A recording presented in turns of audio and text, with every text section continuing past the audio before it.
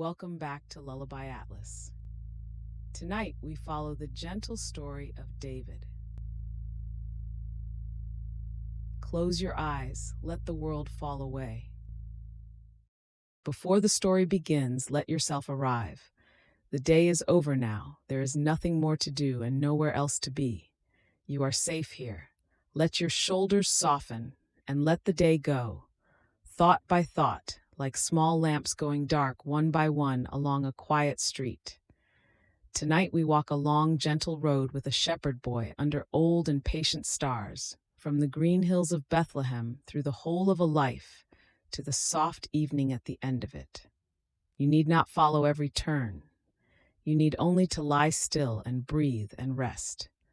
And if you like, before you drift, you are welcome to leave a word saying where in the world you are listening from tonight. It is a quiet comfort to know these old hills are keeping company with so many, in so many places as you fall asleep. So let us begin slowly on the hills where he was young. The light comes slowly over the terraced hills of Bethlehem, gray first, then the softest gold, as though the day is still deciding whether to arrive. Dew lies on the thin grass in small bright points, and the limestone rocks along the ridge catch the dawn like warm embers. A scattered flock moves across the slope below, sheep and goats together, unhurried, their breath rising in little clouds. And at the edge of the field, leaning gently on a worn wooden staff, a boy stands and watches the morning come in. His name is David. He is the youngest son of Jesse, a man of Bethlehem whose household is full of older brothers, strong, capable young men who go to the markets and the fields and the gatherings of the town. David goes to the hills. It has always been this way, and he does not seem to mind. The flock belongs to his father, but the hills, the boy feels in some quiet part of himself, belong to no one, and so in some quiet way they belong to him too, and he moves through them easily as water moves through a channel.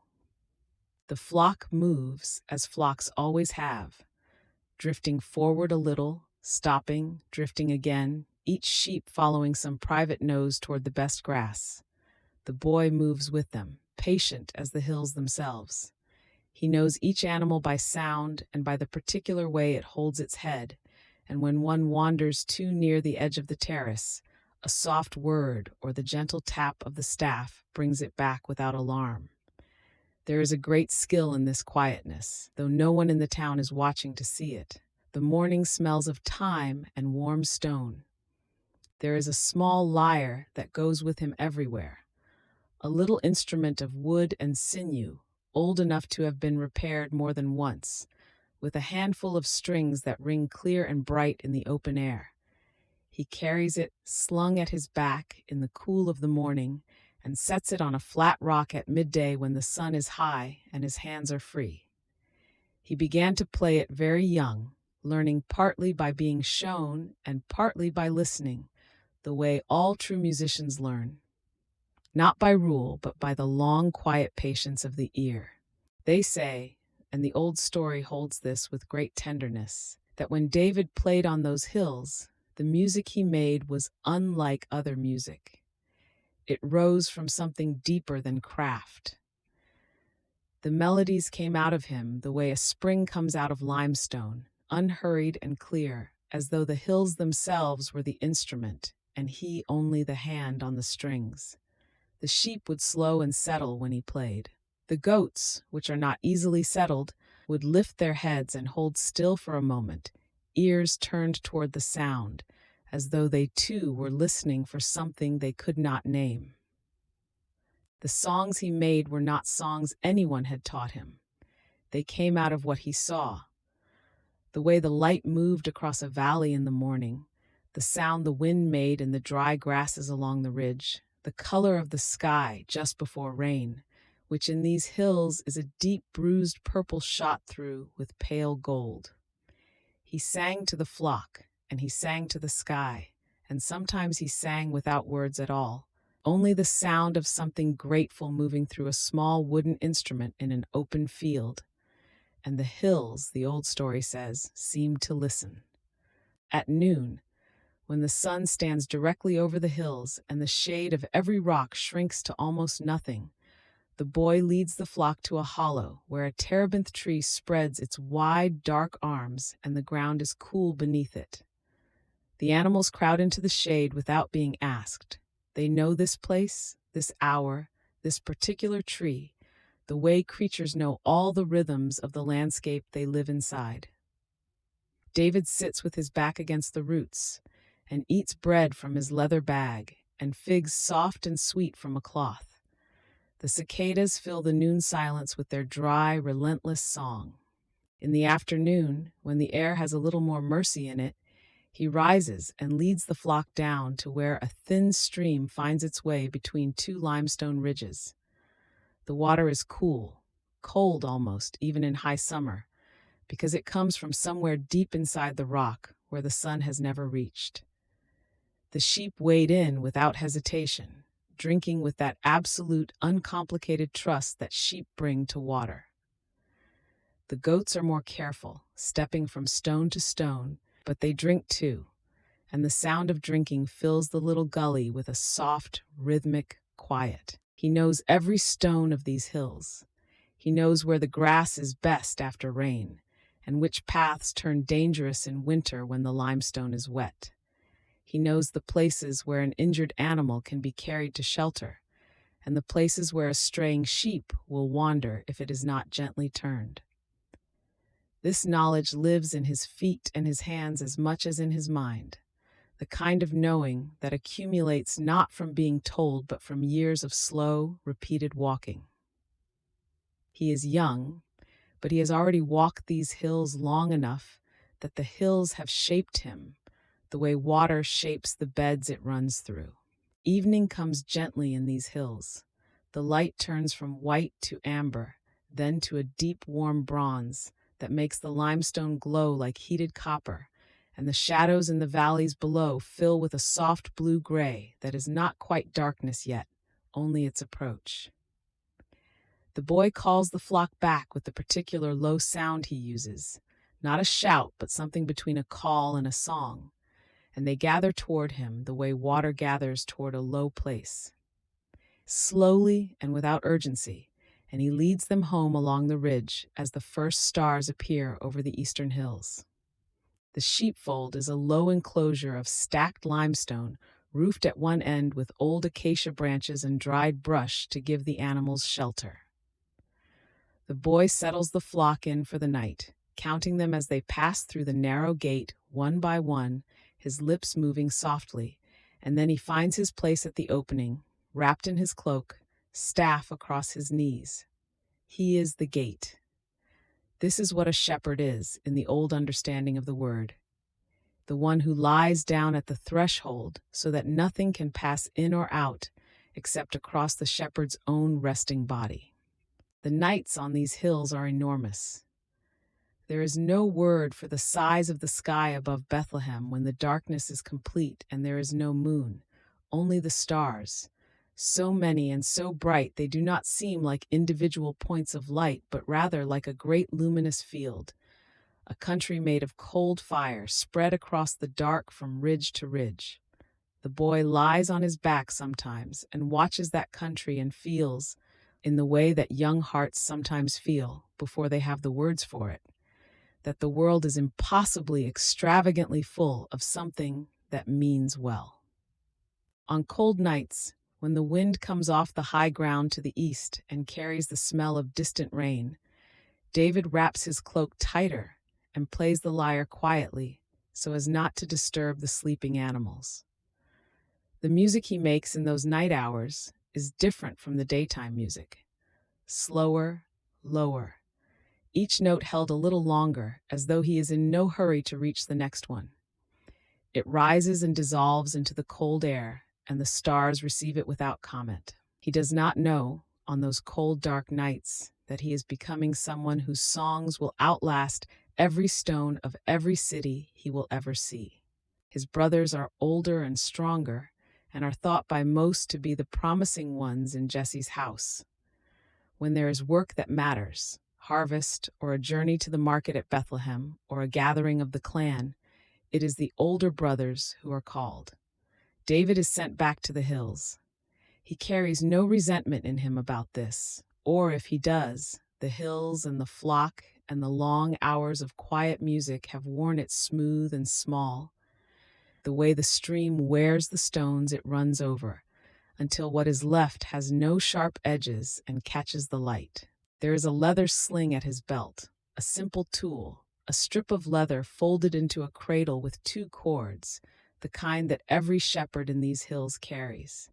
He practices with it in the long afternoon hours, fitting a smooth stone into the cradle and sending it in a long wheeling arc toward a mark on a far rock.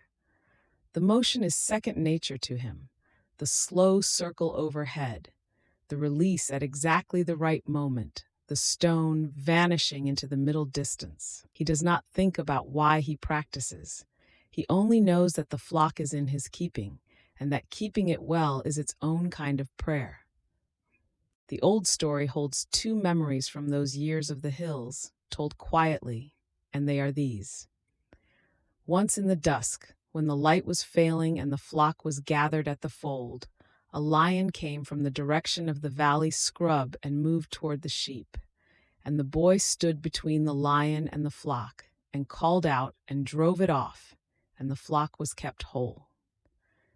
The danger came, and the boy was there, and when the threat had passed, the only sound was the settling of the animals behind him and the last of the evening wind moving through the dry grasses. And once, in the gray hour before dawn, when the world is neither night nor day, a bear came down from the rocky high ground and circled the fold. The boy heard it first, the particular silence of the animals when something has frightened them, that dense, held-breath quiet. And he rose from his sleeping place and stood at the threshold, and the bear turned away into the dark, and the flock never scattered, and the dawn came in its own slow time, and by the time the sun crested the ridge, there was nothing to mark the event except a faint track in the dust near the fold's edge, and the boy's heartbeat already returned to its ordinary rhythm. Both times the flock came through whole. That is the whole of the telling. The threat turned aside, the quiet after, the flock gathered safe. No glory in it, no audience, no reward. Only the boy and the animals and the great indifferent hills and the knowledge settled in the body the way all true knowledge settles, that he was equal to what the hills required of him. In the days that followed, he went back to the music, and the sheep grazed in the usual way, and the sky did what it always did, moving its great slow light from east to west and back again without comment. And so the seasons turned for him. Spring brought rain and green grass pushing up between the stones, and the ewes lambed in the low corner of the fold where the ground was driest, and the boy sat through those births in the lamplight, hands ready if they were needed.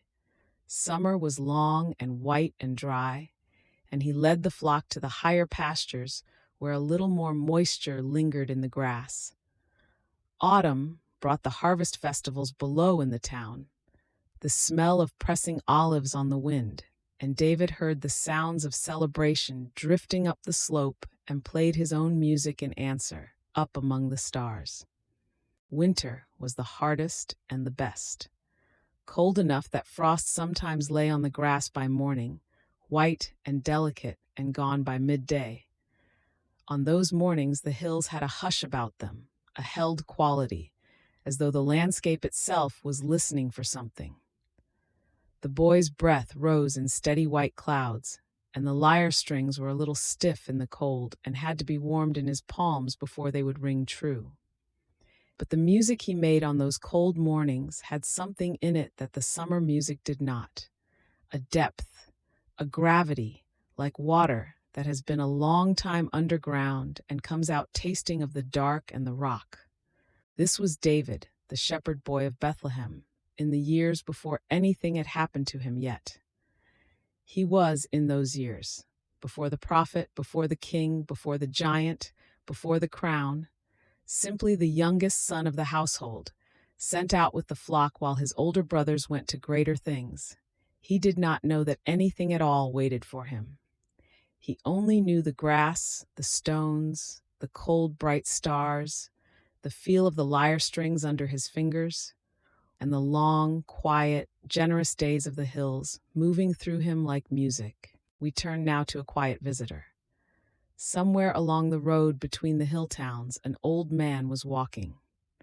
Samuel, the prophet, the judge of Israel, a man whose hair had gone white and whose sandals were worn soft with long years of traveling, moved through the afternoon heat with a horn of oil slung at his side and a small bundle of provisions, and the dust of the road lay pale on his robe like a fine gray veil. He was not hurrying. Old men who carry important things rarely hurry. Bethlehem was a small town, terraced into the limestone hills like something that had grown there rather than been built. Low, flat-roofed houses the color of old bone, olive trees pressing close to the walls, a threshing floor near the edge of the ridge where the wind could do its slow work. The town smelled of wood smoke and dry grass, and the faint sweetness of pressing olives. And when Samuel came through its gate in the slant of late afternoon, the shadows of the houses lay long and cool across the courtyard stones. Word moved through a small town quickly, as it always does. The elders of Bethlehem met the old prophet at the gate with a cautious welcome, and he told them he had come to bless a household and to share a meal, and the anxiety in their faces softened into something like relief. He had asked for the household of Jesse, a man of middle years, well regarded, with many sons, and so a message was sent up through the streets of the town, and Jesse's house began to make itself ready in the particular hush of a place that knows something is about to happen. Jesse's house was low and cool inside, its walls thick with stone, its floor smooth and swept, a clay lamp burning in the corner and the smell of warm bread moving gently through the rooms. Jesse himself stood near the door, a broad-shouldered man with an honest face, clearly uncertain what an old prophet's visit might mean. And around him his sons had begun to gather, washing their hands and straightening their tunics, the eldest first, as was the way. There was a quality of quiet ceremony in the room, the way people hold themselves when they feel they are being seen. The eldest son stepped forward first. He was tall, a full head taller than most men, with broad shoulders and the kind of handsome, steady face that makes people feel a thing has already been decided. He carried himself with the quiet certainty of someone who has always been first. And Samuel looked at him for a long moment, in the way that old prophets look at things, not at the surface, but at something deeper, something still and unhurried beneath the bearing and the height. And then, very gently, something in the old man's face settled into patience, and he moved on. The second son came forward, and then the third and the fourth, and so it went, each one solid and capable and good, each one carrying something of Jesse's honest strength in his face or his hands or the way he stood. And with each one Samuel waited and looked and was still, and the room grew quieter between them, the way a room grows quiet when something has not yet been found. The lamp threw their shadows large and wavering on the stone wall, and the smell of the bread had gone soft and cooling, and outside the first of the evening crickets had begun. 7 sons had passed before him, and with each one the old prophet had waited and been still and let the moment settle without forcing it. And now he turned to Jesse with the careful mildness of a man who is not surprised but who needs to ask, all the same. "Are these all the children you have?" he said, his voice unhurried, conversational, as though he were asking about the weather or the harvest, nothing urgent in it. And Jesse looked at him with a slight shifting of expression, as though remembering something he had not quite thought to mention. "There is still the youngest," Jesse said. "He is out with the flock." And a message was sent, the way messages are sent in hill towns, A word passed out through the courtyard, up the lane, through the gate, and along the path that wound toward the grazing grounds. And then the house waited. The lamp burned. The bread cooled. The evening thickened gently outside the windows, and the crickets grew louder, and everyone in the room stood in that particular patience that comes before something arrives that has been a long time coming. Out on the hills, the boy had been watching the western light go amber and then rose, and then the deep red gold that comes just before the dark. The flock had settled into the late-day quiet. Sheep have their own sense of evening, and they fold themselves into the grass and become still in a way that makes the hillside feel complete. He had been playing softly, the notes of the little lyre falling into the air and dissolving there, and he did not know yet that anyone was looking for him. He only knew the usual richness of the hour, the cooling air, the first star. And then the voice of the messenger coming up the path calling his name.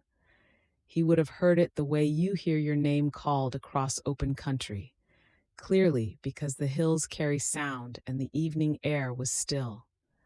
He set the lyre aside and rose, brushing the grass from his tunic, and began to walk down. He was not hurrying either. He did not know yet what the hurrying would be for. He only knew his father had sent for him, and the flock was settled, and the evening was very beautiful, and there was something faintly charged in the air, the way the air feels before rain.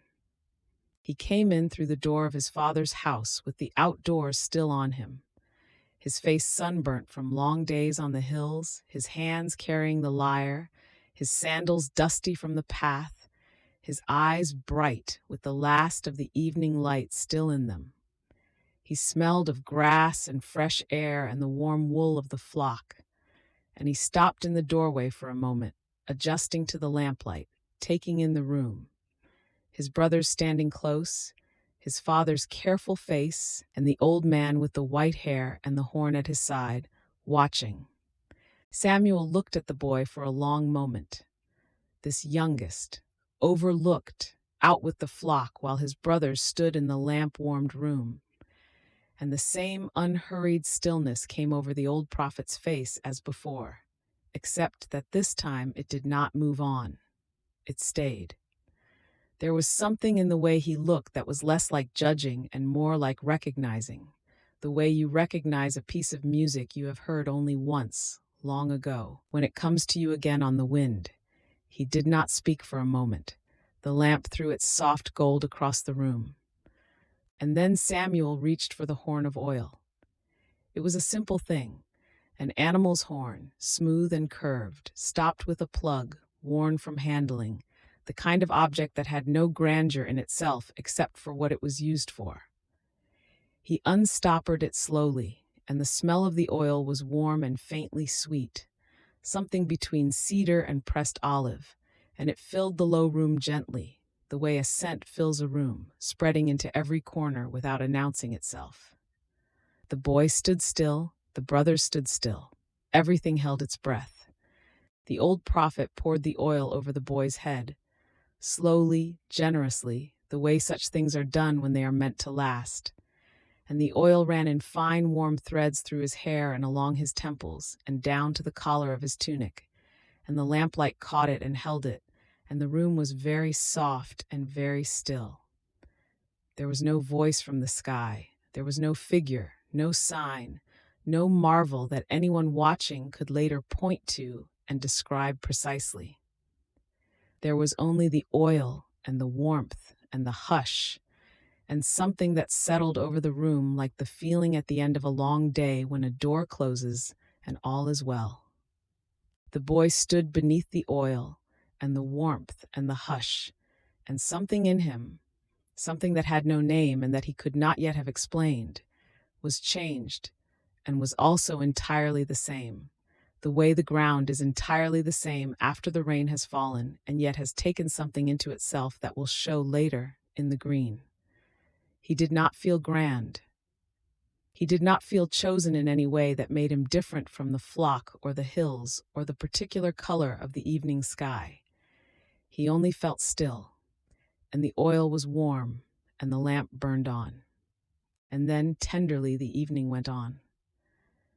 Samuel shared the meal that Jesse had prepared, bread and olives and something boiled and fragrant, and the ordinary sounds of eating and quiet conversation moved through the house, and the night settled around the walls outside. And when it was finished, the old prophet gathered his cloak and his horn and his bundle and went to where he was sleeping, and the brothers dispersed into the dark, and Jesse banked the cooking fire, and the lamp was turned low, and the house breathed out slowly into the peace of an ordinary night. And the boy went back to his sheep. This is the part of the story that is easy to overlook, but it is perhaps the most important part of all, that he went back. He did not carry the evening before him like a lamp held high. He did not speak of it to the flock, or to the stars, or to anyone. He simply walked back up the path to where the sheep were resting on the hillside, and he sat down among them in the dark, and the air was cool and clean, and full of the smell of dry grass and dew beginning to form on the stones. He sat among his flock and looked out at the hills, which were the same hills they had always been, the same limestone ridges, the same terraced rows of pale rock, the same olives silver gray in the darkness, the same deep valley running away to the south. Nothing had changed in the hills, and yet something had been poured out and had settled the way oil settles, quietly and completely, into whatever it is poured upon. He picked up the lyre after a while and played a few notes softly, and the flock stirred and was still again, and the stars were very bright. From that day, the old story says, the boy carried something he had not carried before, not in any way he could point to or describe, but in the way that a lamp set down in a room changes the quality of all the shadows before anyone quite notices the lamp itself. He was still a shepherd boy. He still carried his staff and his bag. He still moved his flock from pasture to pasture with the patient wisdom of the young who have spent all their time with animals and silence. But something had quietly settled into his days, from that quiet evening forward, the way a season turns without any single morning announcing that it has come. The one who had found him among the sheep was with him. This is what the old story holds, simply and without elaboration, and it is offered here the same way, softly and without insistence, like oil poured out in a quiet room. The hills were the same. The flock was the same. His brothers were the same, working and laughing and arguing in the way of brothers. His father was the same, tending the household with that broad-shouldered steady care. And the boy was the same boy, with his sunburnt face and his quick hands on the lyre strings, walking the terraced ridges in the long, slow days. And the evenings came as they always came, the light going gold and then amber and then the deep rose of the western hills. And the boy sat with his flock as the stars assembled themselves overhead, one and then another, and then all of them at once, and he played his songs into the cooling air, and the notes rose and dissolved, and the flock breathed in the grass around him, and somewhere down in the valley an owl called once and was silent. The horn of oil was back in Samuel's keeping now, and the old prophet had gone on down the road. The hills held the boy, and the night held the hills, and all was quiet. Word came down from the great house to the north, the way most words did in those days, carried by a servant on a dusty road, arriving at the sheepfold gate in the long afternoon light. There was a king, the servant said, who sat in heaviness.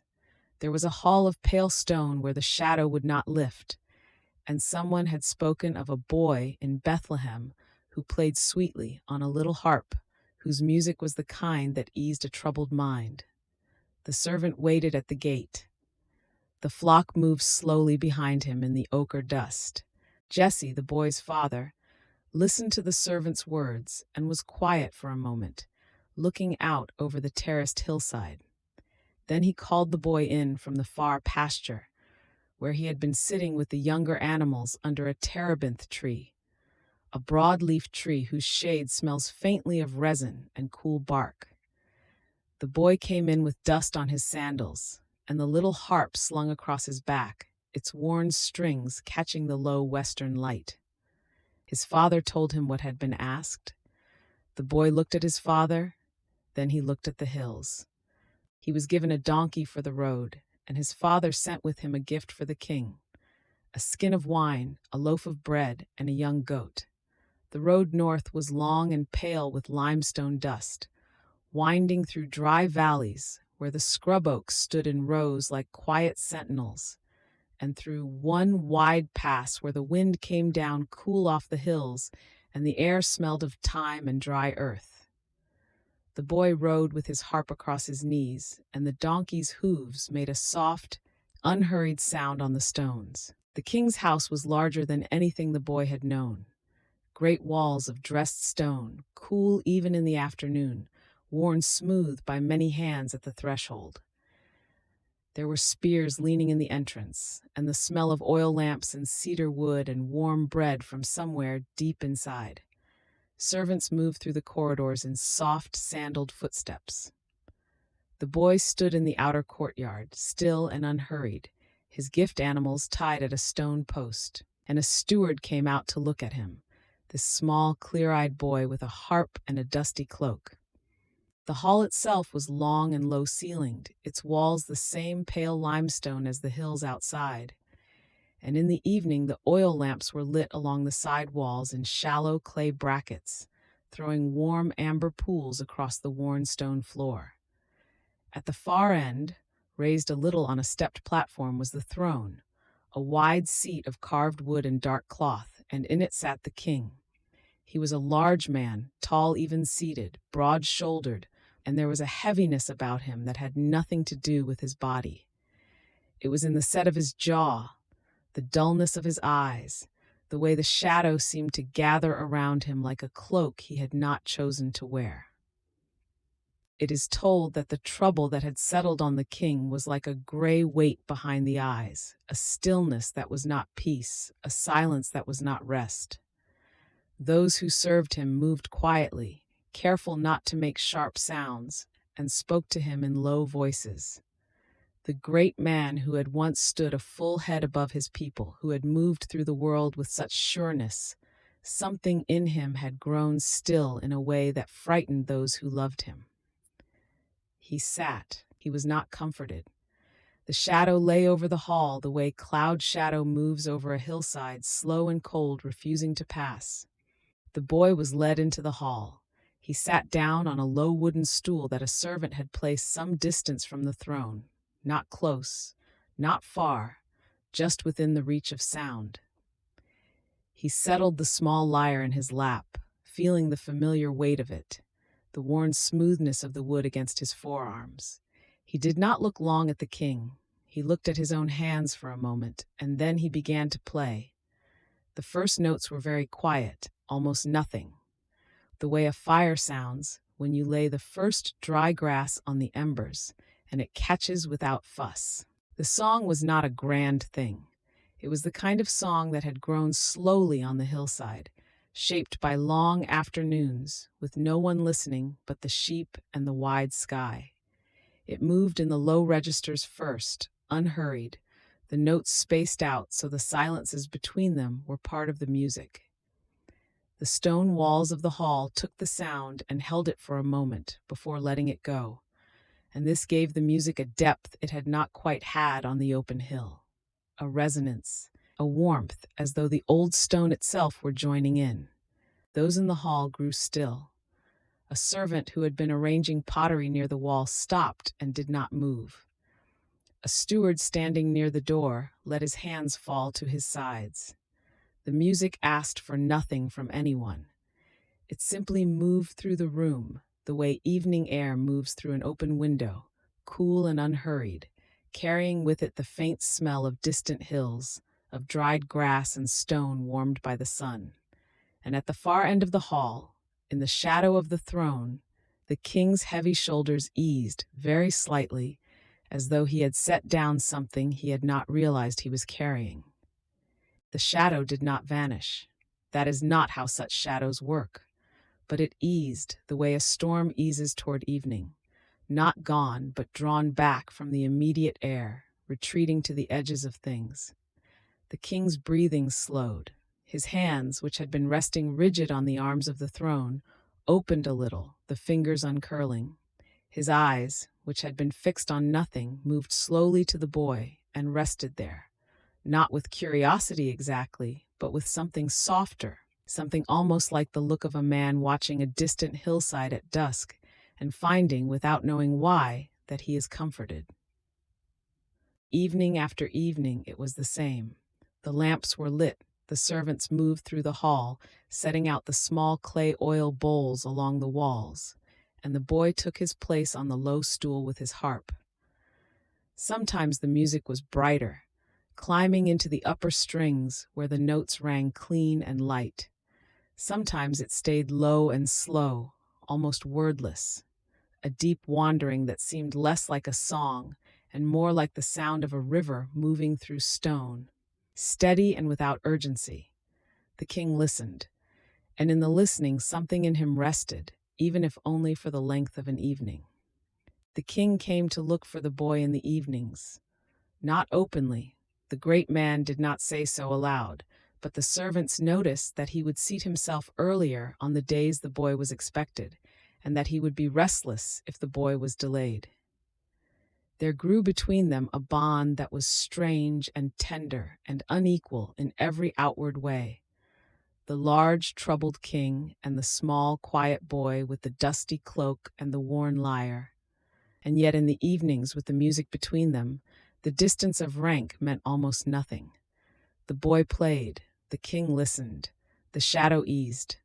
That was all. The songs the boy played in those evenings were the same ones he had made on the hills, not arranged for a great hall, not tidied into ceremony.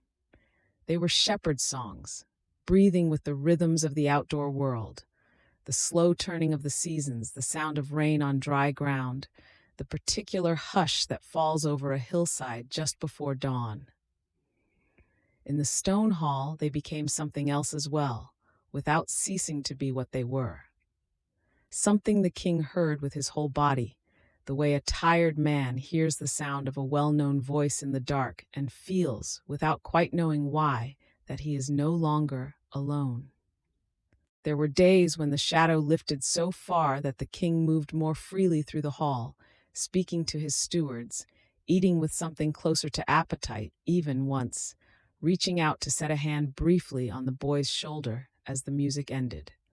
A gesture, wordless and warm, the way an old man might rest a hand on a young tree he has seen growing slowly in his courtyard. The boy received it quietly. He was not given to making much of things. He sat with the last note still resonating in the stone, his fingers resting on the strings, and waited to see whether anything more was needed. But the shadow always returned. That is the nature of such heaviness. It withdraws in the lamplight and the music, and comes back in the night. The boy learned to see it in the king's face the moment he entered the hall. The gray quality of it, the way the eyes had gone flat and far, the tightening around the jaw. On those evenings, the boy played longer than usual, moving slowly through the lower strings and then slowly back, letting the music be patient where the man could not. He never rushed toward brightness. He let the evenings take their own time. That patience was perhaps the deepest gift the shepherd boy brought with him from the hills. And when he was not needed, the boy went home. This too was part of the life he was now living, moving between two worlds, each one real and each one asking something different of him. The road back to Bethlehem was the same limestone road, the same scrub oaks and dry valleys, but walking it homeward, it always seemed a little shorter, a little lighter. He came back to the sheepfold at dusk or dawn, depending on the day, and the flock would press around him. The familiar smell of lanolin and warm wool, the soft complaining sounds of sheep recognizing their shepherd. His brothers were not always easy about the arrangement.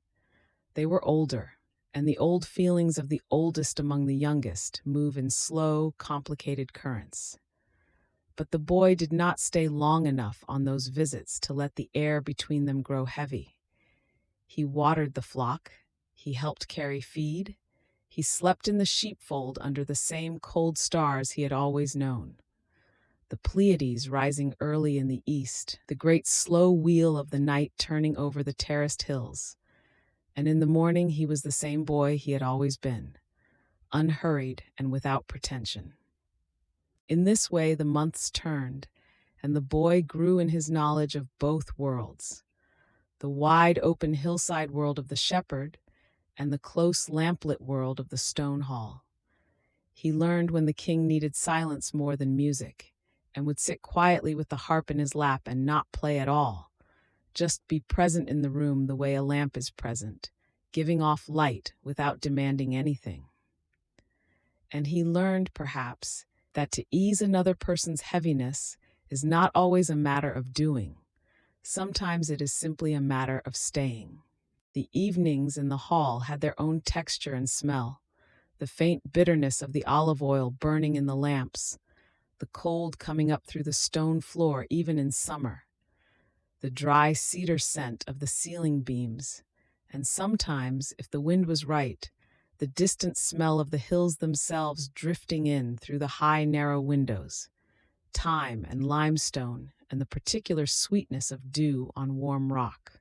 The boy breathed it all in without categorizing it and let it become part of the music, so that those who sat in the hall sometimes felt, without understanding why, that the walls had opened and the night sky was very close. And so it continued, the road between two worlds, the music at evening, the shadow easing back from the throne. While beyond the king's stone house, the country went on in its own ordinary life. The harvests and the dry seasons, the movement of flocks between pasture and fold, the quiet festivals of the agricultural year. The boy carried all of it in his songs without meaning to, the way a shepherd carries the smell of the hills in his clothes, not as ornament, but as the simple residue of a life lived close to the ground, in the open air, under the wide turning sky. There was a gentleness to these years that the story holds carefully, like water in cupped hands. A boy and a king, a harp and a hall, an evening repeated in its simple kindness.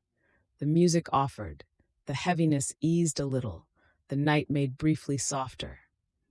And when the lamplight dimmed and the king's head grew heavy, and the great eyes finally closed in something approaching rest, the boy would ease the last note off the strings very gently, the way you lower a sleeping child and sit a moment more in the warm and quiet room before rising to go.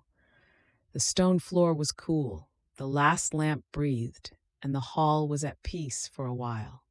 And it was in those same weeks that the land grew tense along its western edges, where the hills of Judah sloped down toward the broad lowlands and the sea roads of the Philistine cities. The king's men had gathered along a valley there, camped on one side of a wide open bowl of earth, and on the far slope the enemy had made their own camp, and the two sides had stood across the valley from each other for many days, and nothing had moved. And the air between them had grown heavy with waiting. Back in Bethlehem, his father Jesse called the boy to him in the cool of the morning. 3 of the elder brothers were away with the king's men in that valley, and Jesse had packed bread and grain and little rounds of pressed cheese into a cloth, provisions for the brothers and a gift of greeting for their captain. And he asked the boy, who was youngest, to carry it down. The boy rose early, left the flock in the care of a neighbor, took up the bundle, and set out with the first light threading gold through the dust of the road. The walk down from the terraced hills of Bethlehem took him through country he knew, the rocky paths where the sheep had grazed, the stands of terebinth with their resinous scent, the low walls of terraced fields where the grain was still green in the spring. The air was cool yet, carrying the smell of damp stone and wild thyme, and the boy walked as a shepherd walks, unhurried, his eyes moving easily over the land, his feet finding the smooth way between the loose flints, without needing to look down. He came at last to the head of the valley and looked down into it.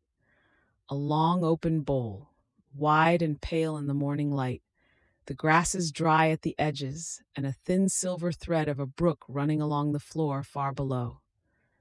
He could see the camp of the king's men on his own side of the valley, the dark shapes of tents, the small movements of men and beasts, and across the valley, on the far slope, distant, remote, a presence more than a detail. The enemy camp lay against the hillside, and among the figures there, one figure was taller than any other by the length of a man. They say the tall figure across the valley, whose name was Goliath, a warrior of the Philistine cities, had stood there each day and called out a challenge across the open ground, and that his voice had carried far, and that the sound of it had made even seasoned men uneasy. But the story is careful to tell how that voice came to the shepherd boy, not as a terror, but as something distant and impersonal, the way thunder sounds when it is still the next valley over. Present, but not yet here, not yet close, not belonging to the quiet inside a shepherd who has learned to hold still. The boy came down into the camp and found his brothers and gave them what his father had sent, and spoke with them a while in the ordinary way of brothers who have not seen each other in some weeks. The dust of the camp, the smell of leather and wool, the sound of horses and the low voices of resting men. His brothers were not glad to see him question the things he heard. The older ones told him to go back, that this was no place for the youngest, for a keeper of sheep. But the boy had already heard what lay across the valley, and something in him did not turn away. Word of the boy's words in the camp reached the king, and Saul sent for him. And the boy stood before the troubled king and said in his plain shepherd's way that he was not afraid to go out to meet the tall figure across the valley. The king looked at the boy, at the smooth face, the worn shepherd's cloak, the bare forearms, and said that he was too young, that the warrior across the valley had been fighting since before the boy had drawn breath. But the boy said quietly that he had kept his father's flock, and that what had come against the flock had not taken a single sheep.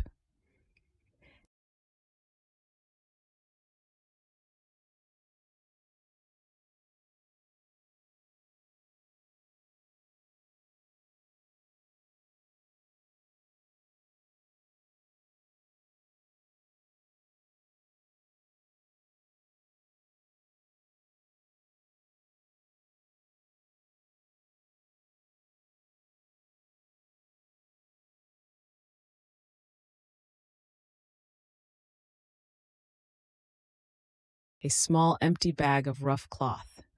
These were the tools of the hills. These were what he knew. We follow him now as he leaves the camp behind and walks down alone into the floor of the valley. The ground is open here, wide on every side, the two camps distant on their opposing slopes. The grasses along the valley bottom are coarser than the hill grasses, a little greener near the water, and the morning dew still clings to them, so that the boy's sandals grow cool and damp as he walks. He does not hurry. A shepherd does not hurry when he goes out to tend something. He walks the way he walks on any morning, unhurried, present, his breathing quiet and slow. There was a brook running through the lowest part of the valley, not wide, not deep, just a clean running of clear water over pale limestone and rounded stones, the kind of brook that sounds like it is always about to say something and never quite does. It ran bright, even in the shadow of the valley floor, and the sound of it was the clearest sound in that whole wide quiet, brighter than the distant voices, cooler than the morning air, a steady, unhurried music that had been playing there long before any armies came and would go on long after. The boy crouched at the brook's edge. He set the staff on the bank beside him and let his fingers go into the cold water, and for a moment he only felt the current move around his hand, the brightness of it, the cold, the steady, gentle pull. Then he began to look. The stones on the bottom were many and various, but he was patient, as a shepherd is patient, and he knew what he was looking for. Smooth and round, and of a right size for the cup of a sling. He searched along the shallow bed, feeling each stone before he lifted it, learning its weight and its surface by touch. He chose five smooth stones from the cool running water, pale, almost white in the light, each one fitting neatly into the hollow of the palm, cold and clean and perfect in their ordinariness. A shepherd does not need a great thing. He needs a true thing. He dried them against his cloak and placed them one by one into the small, rough bag at his side. The brook went on running, unhurried, over the remaining stones. The valley was quiet around him. The grasses bent a little in a small wind that moved through without disturbing anything much, and then was still. He stood. The far slope lay across the valley from him, and the tall figure was there, distant, enormous in the way that far things can seem enormous when the land around them is flat and the air is clear. The shape of the giant was a shadow against the pale hillside, remote and still, a column of darkness against the stone and dry grass. It is told that the one who had been with the shepherd boy among the hills through all the long nights and the slow seasons was with him now in this wide-open place, quiet as the morning, close as his own breathing. The boy took up his sling.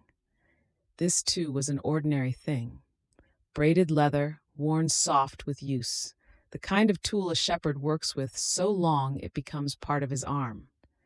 He fitted the first stone into the sling's cup and walked forward across the open ground of the valley floor, unhurried still, his feet finding the way through the coarse grass. The wind came again, a little, and moved through the dry grasses and was gone. The sun was climbing and the valley was bright, and the brook ran on behind him, its sound growing smaller as he moved, until it was only a murmur, and then only a feeling of coolness at his back. And then there was a single stone, and the sling turned once in the clear air, and the stone left the leather, and across the wide valley, far across the pale open ground, the tall shape that had stood against the hillside simply was not standing anymore. It fell the way a great tree falls in a forest where there is no wind, all at once and completely, and with a sound that arrived long after the sight, a low and distant sound, like something very heavy coming to rest in the earth. And then there was nothing but the valley and the sky and the silence that came rushing in to fill the place the sound had left. A great quiet came over the valley. It was not the quiet of before, the tense and waiting quiet of two camps holding still. It was a different quiet, a quiet that had been cleared of something, a quiet that had room in it. The grasses stilled. The distant camps seemed to hold their breath together for one long moment. And in the middle of the valley, a boy stood on the open ground, small against the wide sky and the pale hills on every side, his sling at his side, the brook behind him still running, still bright, still making its small, unhurried sound over the pale stones. He stood there a little while, in the hush of it. The sky was wide and pale blue, and a single bird moved across it high up, slow and easy, circling on a current that rose from the warm slopes. The brook ran. The wind came once more through the valley grasses and lifted the hem of the shepherd's cloak and passed on. There was no frenzy in the boy, no roar of triumph, only the quiet that a shepherd carries inside himself when something has been settled and the flock is safe, and the air is clean, and there is nothing left to be done but stand for a moment in the stillness of it.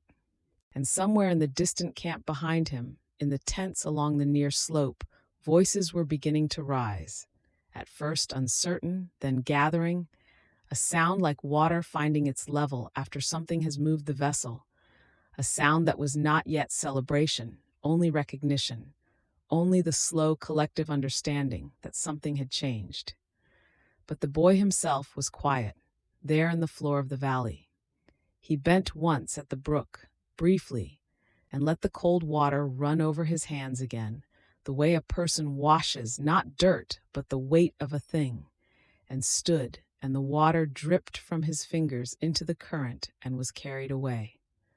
The afternoon was coming down golden now, the angle of the light changing the color of everything, the grasses going from pale to amber, the limestone slopes warming to a deeper cream, the brook catching the low sun along its length so that it shone in pieces, bright and intermittent, like a thought that keeps returning.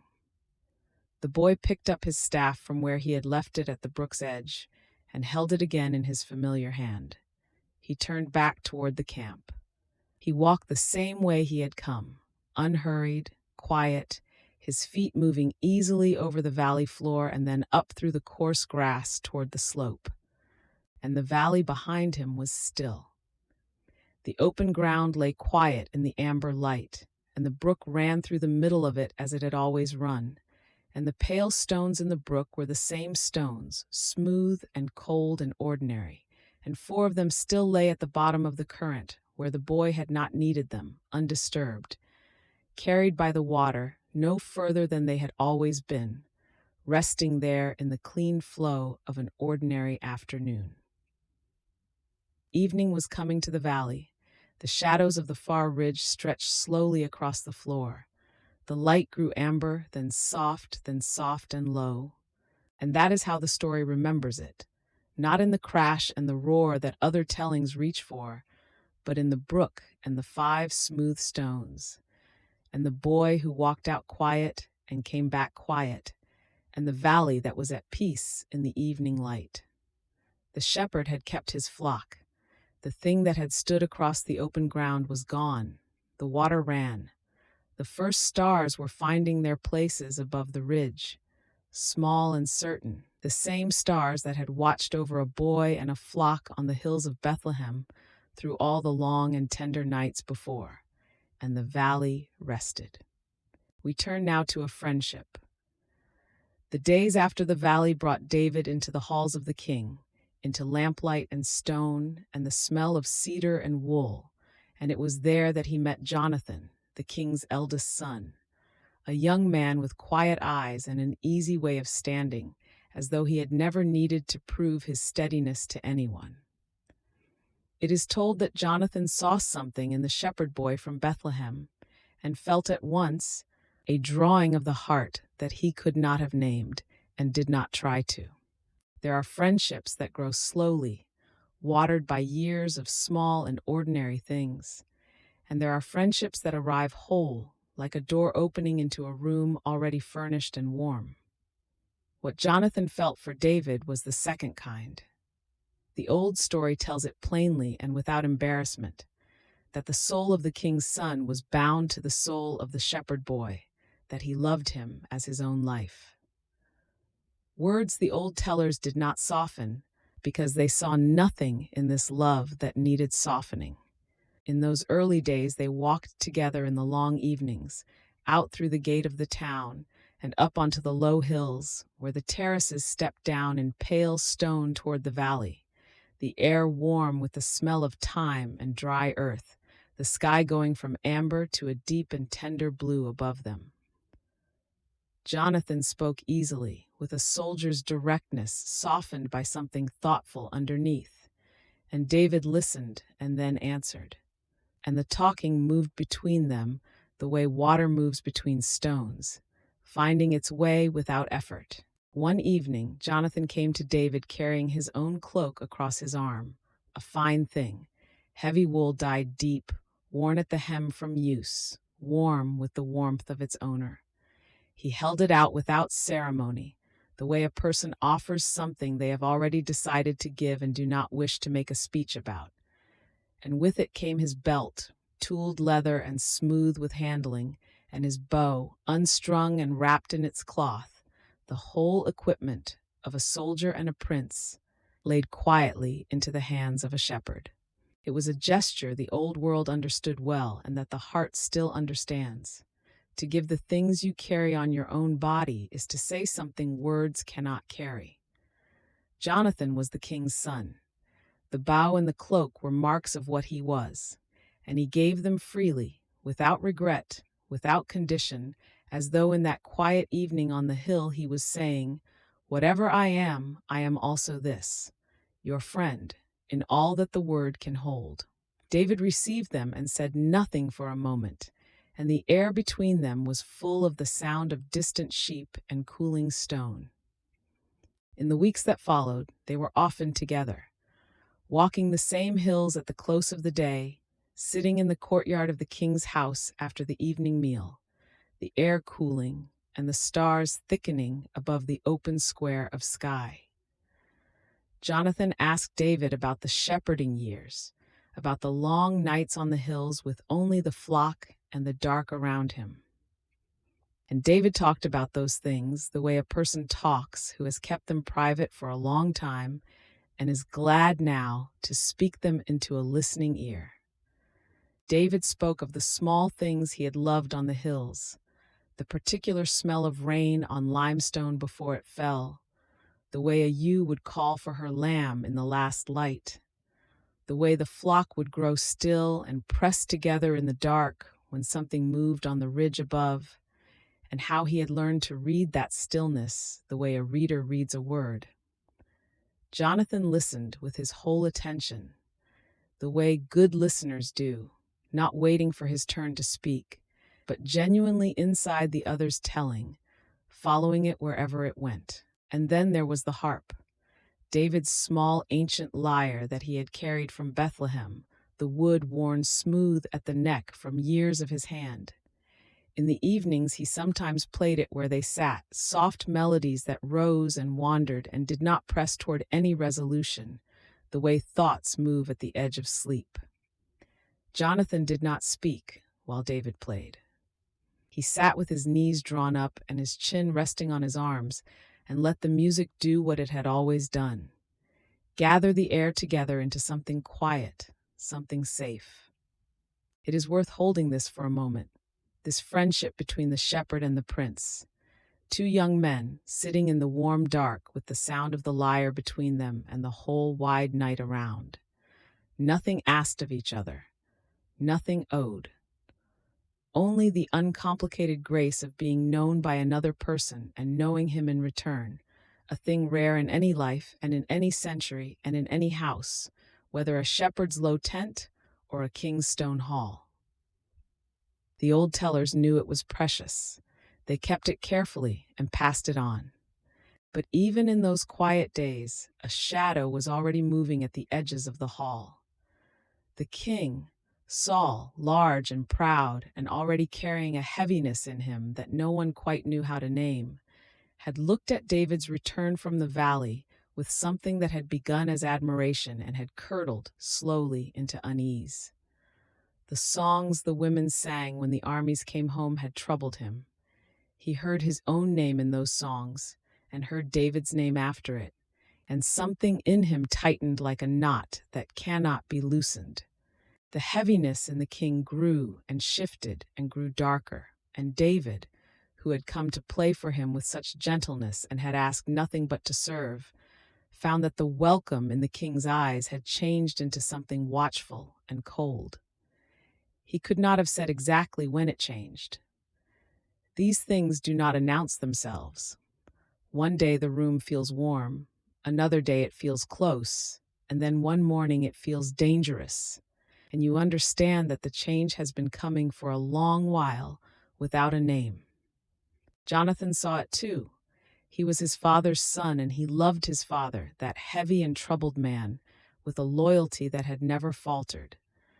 But he had also made his promise to David, quietly, in the way of a covenant, the old word meaning a bond between two lives.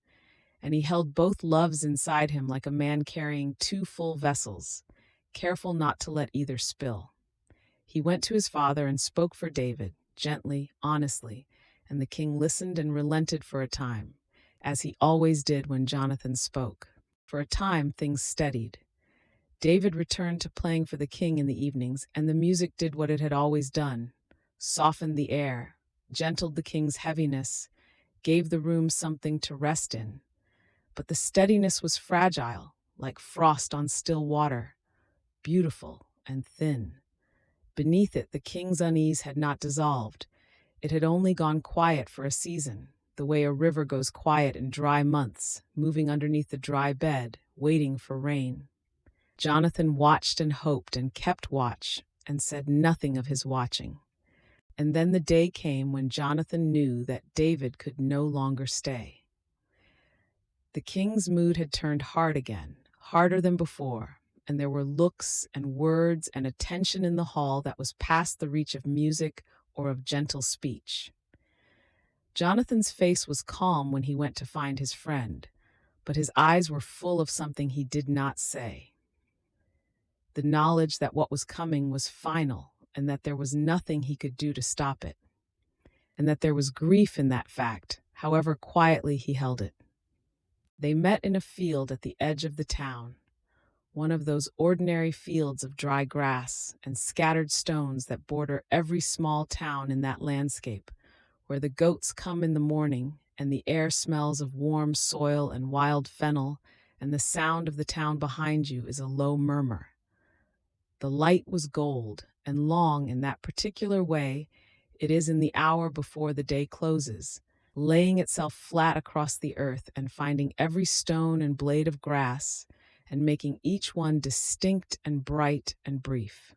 Jonathan told David what he knew, not more than he knew, not dressed up or softened beyond recognition, because David deserved honesty and Jonathan had always given it. The king's heart was turned. The danger was real. David must go, and go soon, while the road was still open.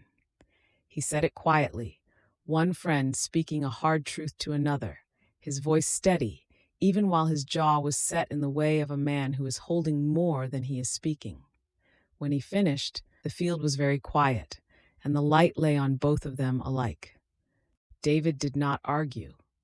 He had known, perhaps before Jonathan said it, had felt the change in the hall the way the flock feels a change in the air before rain, without needing to understand the whole of what is coming. He only nodded, and then the two of them stood together for a moment in the quiet field, with the sound of the wind moving through the dry grass and the smell of evening dust rising from the path.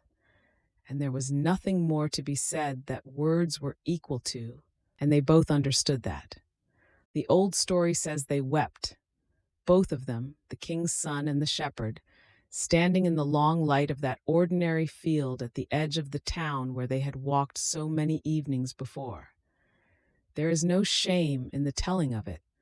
The old tellers did not lower their voices or move quickly past. They wept, and then they held each other, a long embrace, the kind that tries to say in its duration what cannot be said in words, that some things are not forgotten, that some promises survive all the distances that will come between them. And then it was time. Jonathan stepped back. David shouldered the small pack he had brought. A few things wrapped in cloth, the little harp among them, tucked close. He made no ceremony of the leaving because there was no ceremony that would have been adequate.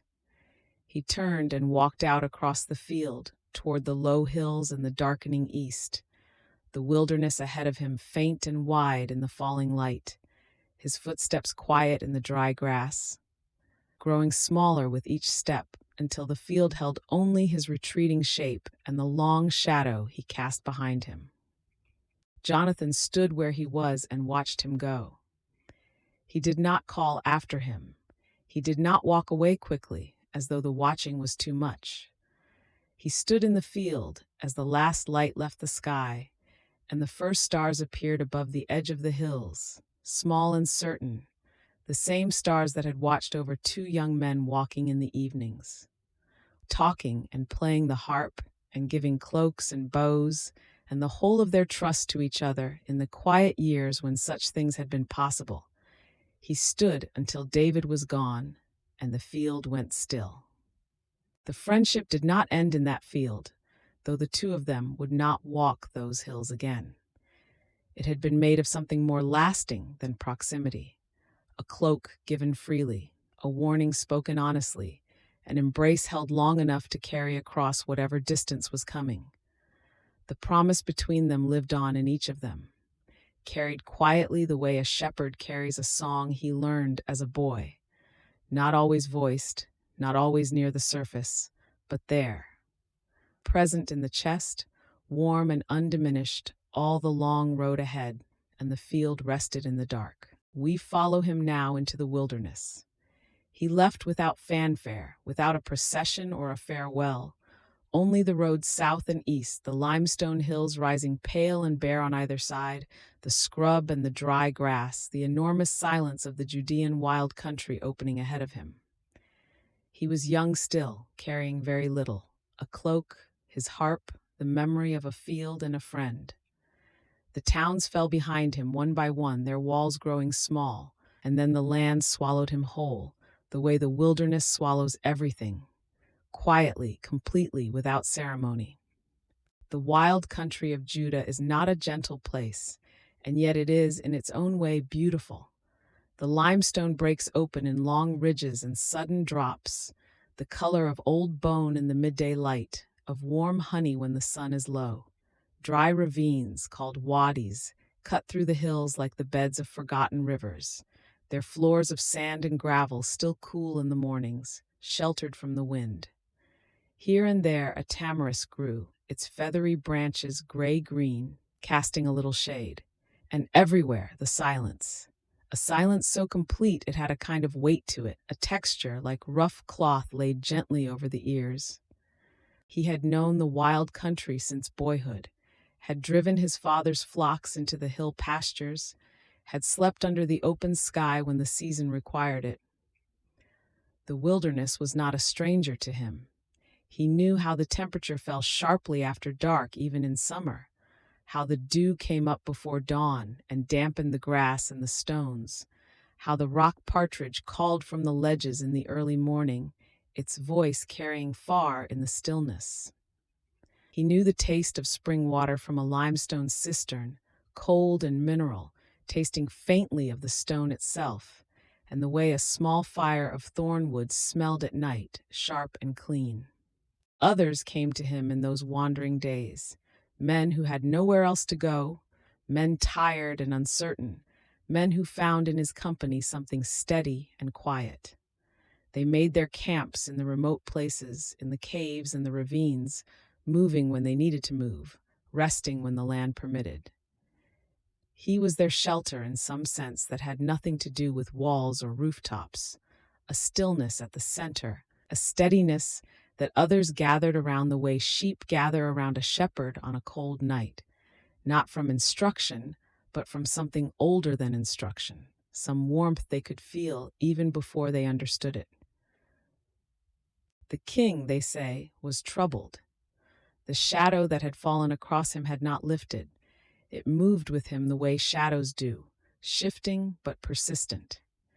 He had heard that the young man was in the wild country, and so men were sent out, soldiers moving through the hills and the ravines, searching the remote places, the caves, the dry valleys. But the wilderness is vast and keeps its own counsel, and the limestone hills gave nothing away. The searches came and went like weather, felt at a distance, never quite arriving. And David and those with him moved quietly through the land, and the land held them. There were nights in those years when he would take the harp out in the dark, when the camp was quiet and the others were asleep, and play very softly, so softly that the sound barely carried beyond the stone he sat against.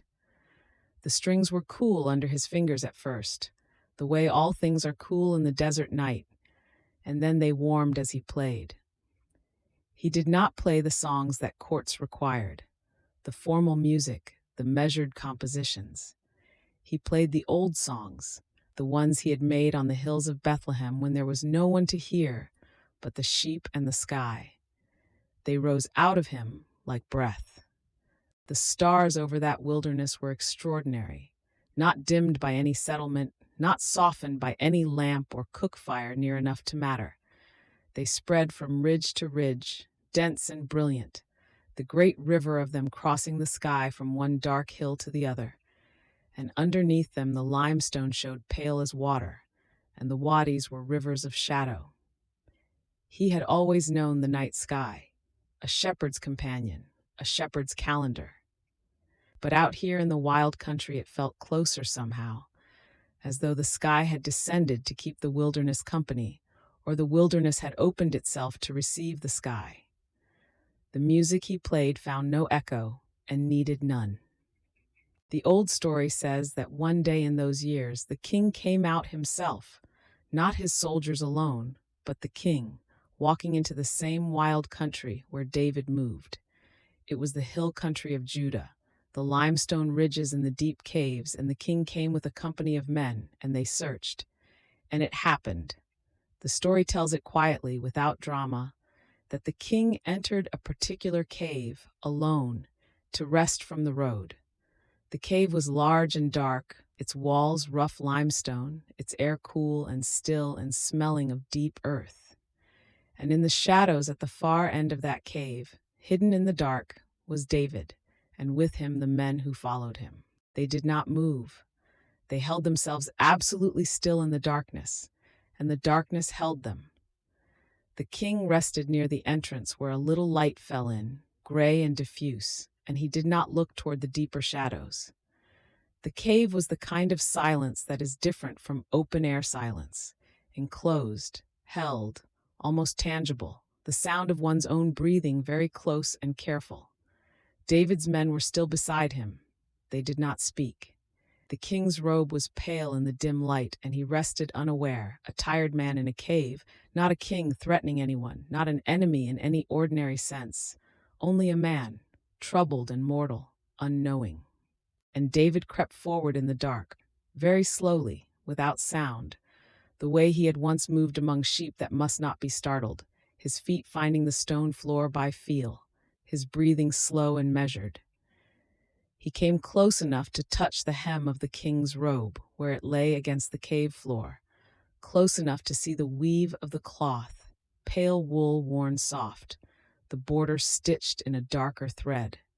He carried a small blade, and in the dark he drew it, not to harm, not to threaten, but to cut, very carefully and quietly, a single small corner from the edge of the robe, a fragment of cloth no larger than a hand. And then he crept back into the shadows and was still. The king rose after a while, unhurried, and walked toward the light at the cave's mouth, and out through the entrance and into the open air. He did not look back. The light took him, the sharp, bright Judean daylight, warm and full, and he walked away down the hillside, and the sounds of his men and his company grew distant, and then were gone, absorbed by the wilderness the way all sounds are absorbed there, eventually into the wide quiet. David remained in the cave with the small piece of cloth in his hand, and the dark around him, and the slow cooling air, and the sound of his own breathing in the stillness. And afterward, they say, he was sorry, even for that small thing, the corner of the robe. He held it in the dark and felt the wrongness of even this little taking, this minor transgression of something he had felt in himself, a rule older than any law, a sense that a man who had been set apart, who had carried both the anointing and the trouble of a kingdom, deserved protection even from himself, even from what David might have done and had not. He had not harmed the king. He had chosen not to, in the deep dark, with no one watching. And still the scrap of cloth felt heavy in his hand, and he set it down, and he was still. He called out to the king later, after enough distance, after the king had cleared the mouth of the hills and could be addressed without threat, without ambush, and he held up the corner of the robe, and said only that he had been near, and had chosen not to harm, and that the king might see from this small cloth what he might have done and had not done. He spoke without accusation, without pride, only as a man offering what he held in his hand, proof not of victory, but of restraint. The old story says the king wept when he understood how near he had been and how entirely safe, and for a moment the shadow between them thinned. But the wilderness years were not ended by that moment.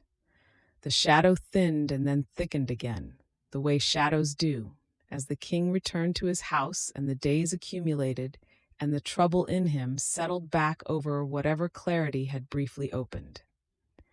David returned to the wild country, to the caves and the ravines and the enormous stars at night. The wilderness held him. He had learned something in that cave.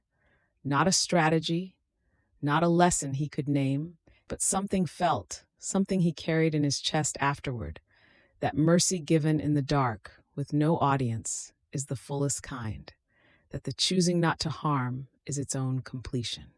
There was a second night, too, another moment the old story tells.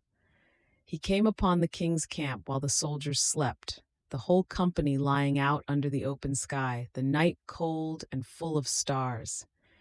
He moved through the sleeping camp in silence, stepping carefully, his breath barely audible.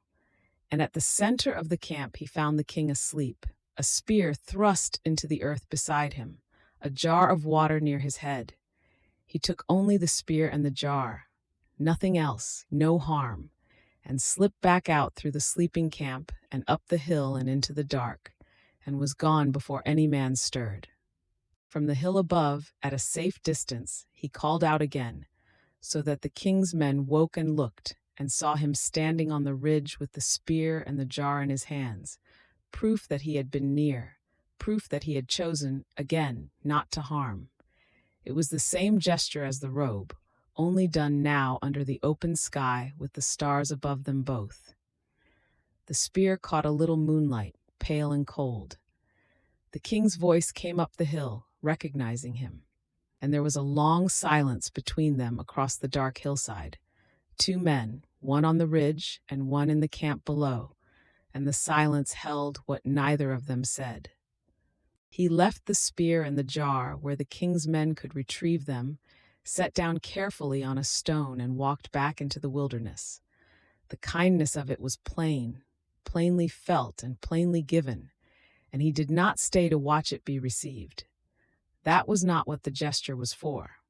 He went back into the dark hills, back into the enormous quiet of the wild country, where the limestone gleamed faintly pale under the stars, and the jackals called from the far ridges, and the air was sharp and cold against the face. The wilderness received him again without ceremony, the way it always had, the way it always would for as long as these years lasted.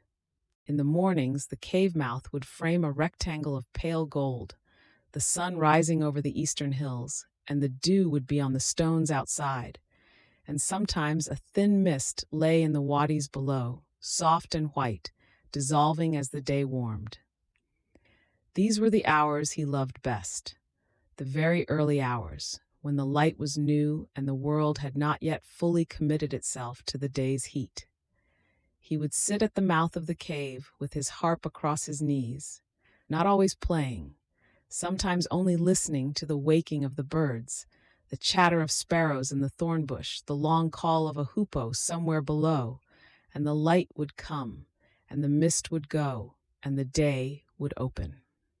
The songs that came to him in those years were different from anything he had made before. On the hills of Bethlehem, he had sung from openness, wide skies and soft grass and a flock that needed tending. In the court, he had sung to ease a troubled mind, purposefully, gently, for someone else's need. But in the wilderness, the songs came from a deeper place, pressed out of him by the silence and the solitude and the long nights, songs that knew about hiding and waiting and the strange grace of patience, songs that knew the cave and the cold stone and the distance between one human voice and any other. They say the hills seemed to listen when he sang. Out here, the cliffs listened, and the stars. The wilderness years are long when they are lived and brief when they are told, the way all long waiting is interminable in the body, and then, when the season finally turns, gathered small and quiet in the memory. He was patient in the way that only the genuinely trusting can be patient. Not passive, not merely enduring, but actively choosing the long view over and over in the small hours, in the cold dawns, in the cave dark, choosing mercy when harm was possible, choosing stillness when unrest would have been easier. He did not rage against the exile. He learned its textures, its hours, its particular beauties, the stars, the dew, the hoopoe's call, and he waited, and he was not alone in the waiting. And so the wild country held him, and the seasons turned, dry heat and the cool of rains, the brief wildflowers in the wadies after winter, the long bleached summers. He moved through it all, a shepherd by first nature, a wanderer by circumstance, a singer by something that had no name but expressed itself quietly, in the dark, when the harp strings warmed under his fingers and the words came of themselves, rising out of the stillness like the mist that rose from the wadis at dawn. The cave mouth caught the first light, the wilderness lay wide and still, and it was enough, for now, simply to be here, unhurried, undefeated, whole, waiting for whatever morning was still to come. We follow him now deeper into that wide and beautiful wilderness, where the seasons turned slowly, and the land itself became his teacher. The company that gathered to him in those years was not the company of courts or campaigns. They came one by one and in small clusters, men who had nowhere else to go, men worn thin by debt or sorrow or some small injustice that had ground them down, and they found him in the hills, and they stayed. He received each one quietly. He learned their names. He learned which of them woke early and which sat long into the night watching the stars. The land of Judah in those years had a hard and austere beauty. Ridges of pale chalk and flint, lifted toward a sky that in summer blazed white and in winter turned the color of pewter, and delivered cold rains that drummed on the flat rock and ran in silver threads down into the wadies, the dry ravine beds, filling them briefly with rushing brown water, and then leaving them again to the lizards and the silence. He walked that land until he knew it the way a shepherd knows a hillside, every hollow, every shelf of shade, every place where water might be coaxed from the stone. They called the places where they sheltered strongholds, though some were nothing more than a high shelf of rock with a good view of the approaches below, or a cave whose mouth was screened by a tangle of broom and thorn. There was one place, high in the hills above Ziph, where the ground flattened enough to lay out camp, and a fig tree had rooted itself in a crack of the limestone and survived there, impossible and stubborn, dropping its small, sweet figs onto the pale dust each autumn, as if it had never been told conditions were wrong for growing. But the place they returned to most was En-Gedi. It lies on the western shore of a great inland sea, that low and shimmering body of salt water whose surface sits far below the rest of the world, at the bottom of a long rift in the earth. And En-Gedi is an astonishment in that desert. A spring, and then another, and then a waterfall, tumbling down pale cliffs into pools edged with reeds and papyrus, green as anything, alive with the sound of running water in a land that is mostly stone and silence. The air there smells of water and moss and something faintly sweet. Above the springs, the ibex moved on the cliffs. They were wild creatures, long-horned and sure-footed, picking their way along ledges so narrow a man could not have stood on them, pausing to look down with calm amber eyes at the encampment below before stepping on, unhurried, around a shoulder of rock and gone. He watched them often. There was something in the way they moved, without waste, without fear, perfectly fitted to the world they inhabited, that reminded him of the flocks he had tended in a different life, on the green hillsides above Bethlehem, where he had first learned the patience of watching. Far below En-Gedi, on clear mornings, the surface of the sea shimmered, flat, impossible, silvery white at the horizon, shifting in the heat of midday to a hard, brilliant blue. Nothing sailed on it. Nothing lived in it. but it was beautiful in the way that absolute things are sometimes beautiful. And on evenings, when the sun went down in copper and amber behind the hills to the west, the whole sea turned the color of heated bronze, and the men would stop what they were doing and stand quietly for a moment, looking before the light went. In those years, he led the company not as a commander, but as something quieter, the way a shepherd leads, from knowledge of the land and knowledge of the ones in his care. He learned who was hungry and who was cold and who carried a grief too heavy to put down. At night, around the small watchfires, built low for warmth more than for light, sheltered from the wind by circles of flat stone, he would sit among his men and sometimes take up the little harp and play, very softly, and the music would settle over the camp like a cloth laid gently down, and the talking would slow, and the breathing would deepen. The songs that came to him in those wilderness years had a different texture from the bright, quick songs of his boyhood, or the courtly, careful music he had played for the troubled king in the great hall. These songs were slower, more like the land, full of space and silence, and the acknowledgement of things one cannot fix. They rose in the dark and asked their questions, and left the questions open, hanging in the night air above the fire like sparks that drift upward and do not know where they will fall. The men leaned in, listening. The hills seemed to listen too. There was no clean line between the days. One season softened into another. The rains came and the rains departed. The broom bushes on the hillside flowered white and then lost their flowers. The ibex bore their young among the high rocks. The figs ripened and fell. He was learning, in that long, unhurried passage of time, something about patience that cannot be taught in a single lesson, that it is not the suppression of urgency, but the gradual loosening of it, the slow discovery that the world does not arrange itself according to one's impatience, and that waiting in a beautiful place is not the same as being lost. And still the king sought him. There were seasons when word came down through the hill country that soldiers had been seen on the roads, moving toward the desert, and the company would fold themselves deeper into the wilderness, moving at night along paths that only those who lived in the land could know, sleeping in the day among the rocks where the shade lay deepest. He bore the king no anger in those years. He had known Saul in better days, had played for him in the long evenings, had loved the king's household. The heaviness that drove Saul was something the old man could not help, and David understood that, even if understanding gave him no comfort.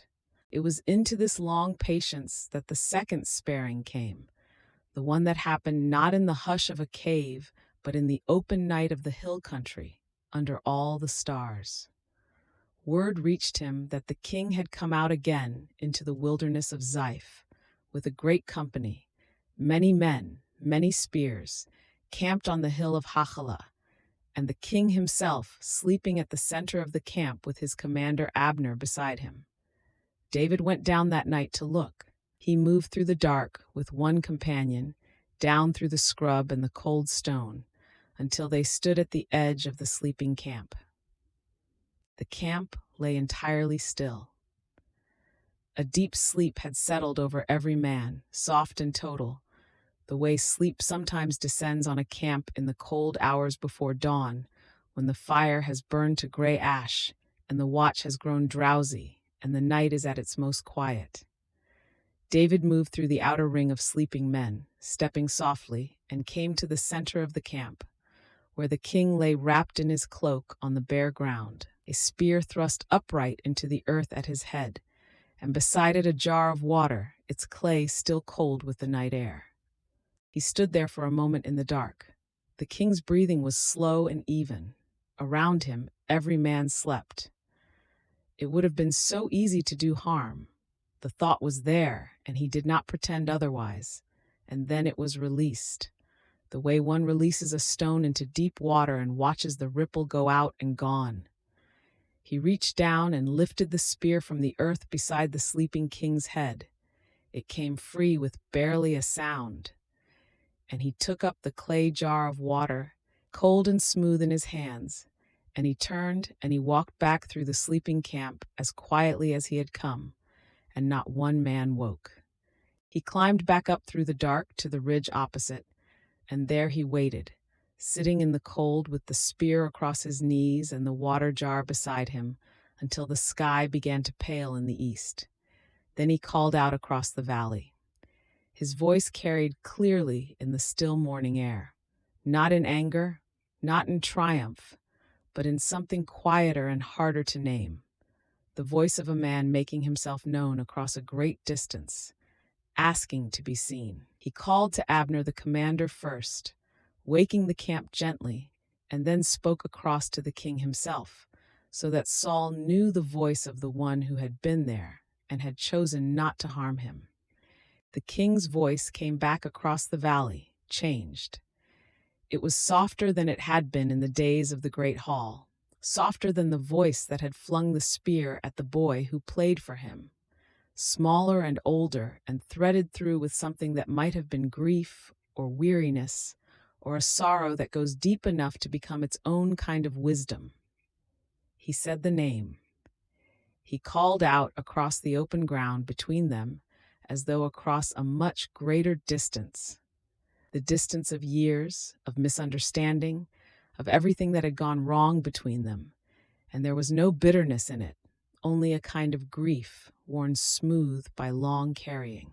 The spear was returned, sent across the valley by a messenger, because it was the king's, and he would not keep it. The water jar he gave back also. He took nothing from those hours but the quiet confirmation of what he already knew, that he was not a man who would take what was not his to take, not even what stood within easy reach in the dark. He turned from the valley and climbed back up into the wilderness, and the morning opened around him, wide and gold and cool, and the ibex were already moving on the far cliffs, and the reeds at En-gedi caught the first light and trembled, and the long day of patience began again. The wilderness years were not only hardship. There was beauty in them that he never quite forgot, even in the years when he was old and the palace rose high around him and he slept in a cedar room with linen on the bed. He remembered the nights when the sky above the limestone ridges was so thick with stars that the darkness between them seemed almost incidental, when the whole vault of heaven pressed itself low and generous over the open ground, and the men slept beneath it like children beneath a quilt. He remembered the smell of rain on hot stone in the first hour after a summer shower. He remembered the sound of water. Always, in that dry country, the sound of water was a mercy. The springs at En-gedi dropping over the lip of the cliff into the pool below with a sound like a low, steady chord, unhurried and ancient, as though the water had been falling since before the hills were named and intended to go on falling long after every name was forgotten. He remembered how the pool smelled, green and cool and faintly mineral, and how the cold of it on his face in the heat of afternoon was almost unbearable in its kindness. He remembered the long silences. The wilderness had a particular silence that was not the silence of an empty room or of grief. It was a full silence, the silence of a world going on fully and quietly about its own business, all the small industry of lizard and hawk and thornbush and wind, none of it pausing for any human urgency. He learned to sit inside that silence without filling it. He learned that the harp did not always need to be played, that it could be held, cradled in the lap on a warm afternoon with the sun full on the pale rock, the strings still, and that too was a kind of music.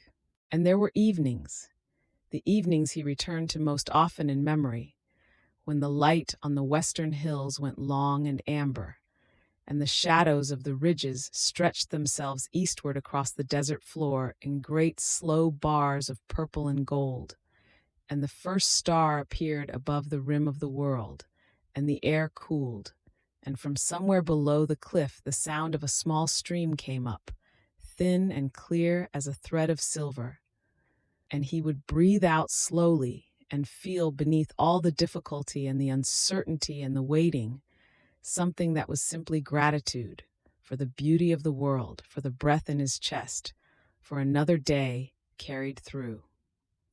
So the wilderness years turned, season upon season, beautiful and hard and patient, until the time that was coming could be felt in the air like the change before rain, not yet arrived but on its way, unmistakable. He did not hurry it. He waited in the wilderness as he had learned to wait, with his company around him and the ibex on the cliffs and the harp near his hand and the songs moving through him quietly, unhurried as the water at En-gedi, falling and falling in the dark toward whatever dawn was still to come. And it was enough for now to rest in the waiting. The waiting did not last forever.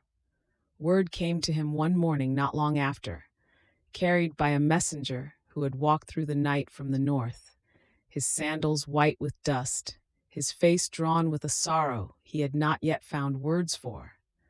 He came into the edge of the camp where the fires were still low and the dew had not yet left the stones. And when he found David, he stood still a moment, as if the weight of what he carried had finally grown too heavy to move with. The news, when it came, was a mountain's weight compressed into a few words. Far off, to the north, on the slopes of Gilboa, where the wind comes hard and cold off the plain, the day had gone against the old king. Saul, who had been anointed with oil and set on a high place and given a kingdom and a crown, was lost, and with him his sons. And among his sons was Jonathan, who had given David his cloak and his bow and his very heart, all those long years ago in the palace. David heard the words and did not speak. Those who were near him said afterward that he simply went still, the way a man goes still when the world he has known shifts beneath him like loose ground.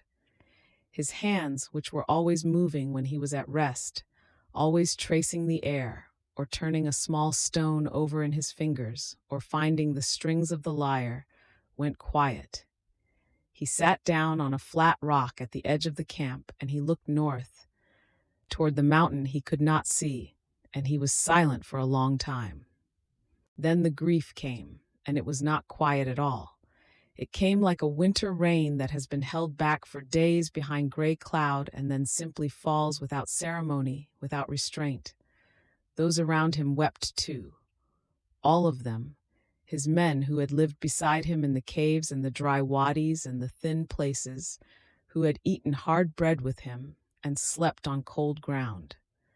They tore their robes, as was the custom of that people in the sharpest hours of loss, and they mourned aloud together, and the sound of it moved across the wilderness and was swallowed by the wide air. All that day and into the evening they sat with the sorrow. Food was brought and set aside. The fires were not built up. The ibex on the cliffs above moved in their slow way across the limestone faces and paid no attention to grief, as animals do. And their indifference was in its own way a kind of comfort, the world going on, unhurried, around the sharp edges of human loss. The sky above the wilderness went from gray to gold to the deep transparent blue that comes just before the first stars, and still David sat at the edge of the camp with the lyre in his lap, not yet playing, only holding it.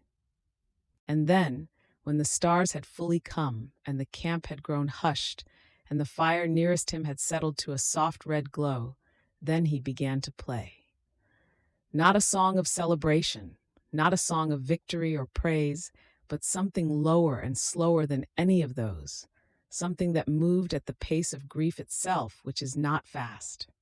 The strings of the lyre gave back the firelight in small shivers of gold, and the sound that came from them was like water moving over smooth rock in the dark, continuous, tender, without destination. It is told that the song he made that night was among the most beautiful he ever sang, and that is saying something, for all his songs were beautiful, and the hills had always seemed to listen when he sang. This one was different from the rest. This one was for men he had loved. one of whom had spent years hunting him across these same wilderness rocks, and one of whom had loved him more steadfastly than the wind loves the ridge it crosses. He sang for both of them with the same open heart, and there was no bitterness in the song. He sang of the old king as he had been in the beginning, strong and tall and chosen, the beauty of Israel, anointed and set high, a man who had carried something enormous on his shoulders and carried it for as long as he could, and who had in the end been worn down by the weight of it. He sang of Saul's swiftness, his courage, the brightness of his early years, and all the heaviness that came after. The old king said nothing about in the song, as if the mercy of music could let a man be remembered in his best light. And then he turned in the song to Jonathan, and the note changed, deepened, became something almost too tender to name. He sang of the cloak, folded and given freely, of the bow pressed into his hands in a field outside the city, under a sky full of the particular pale light of early morning, of a friendship that had held across every distance and every danger, that had not bent or broken even when the world between them had grown strange and difficult. He sang how the love of his friend had been to him something extraordinary, something he could find no ordinary word for, how the mighty have fallen. The phrase moved through the song like a river through stone, slow and inexorable and worn smooth, and each time it came around again, it meant something slightly different, as if the loss had many layers, and he was descending through them one by one, unhurried, the way one descends into a deep place that must be acknowledged before it can be left behind. How the mighty have fallen. The words were grief, but they were also a kind of honoring, a way of saying they were great and I saw it, and I will not let it be forgotten.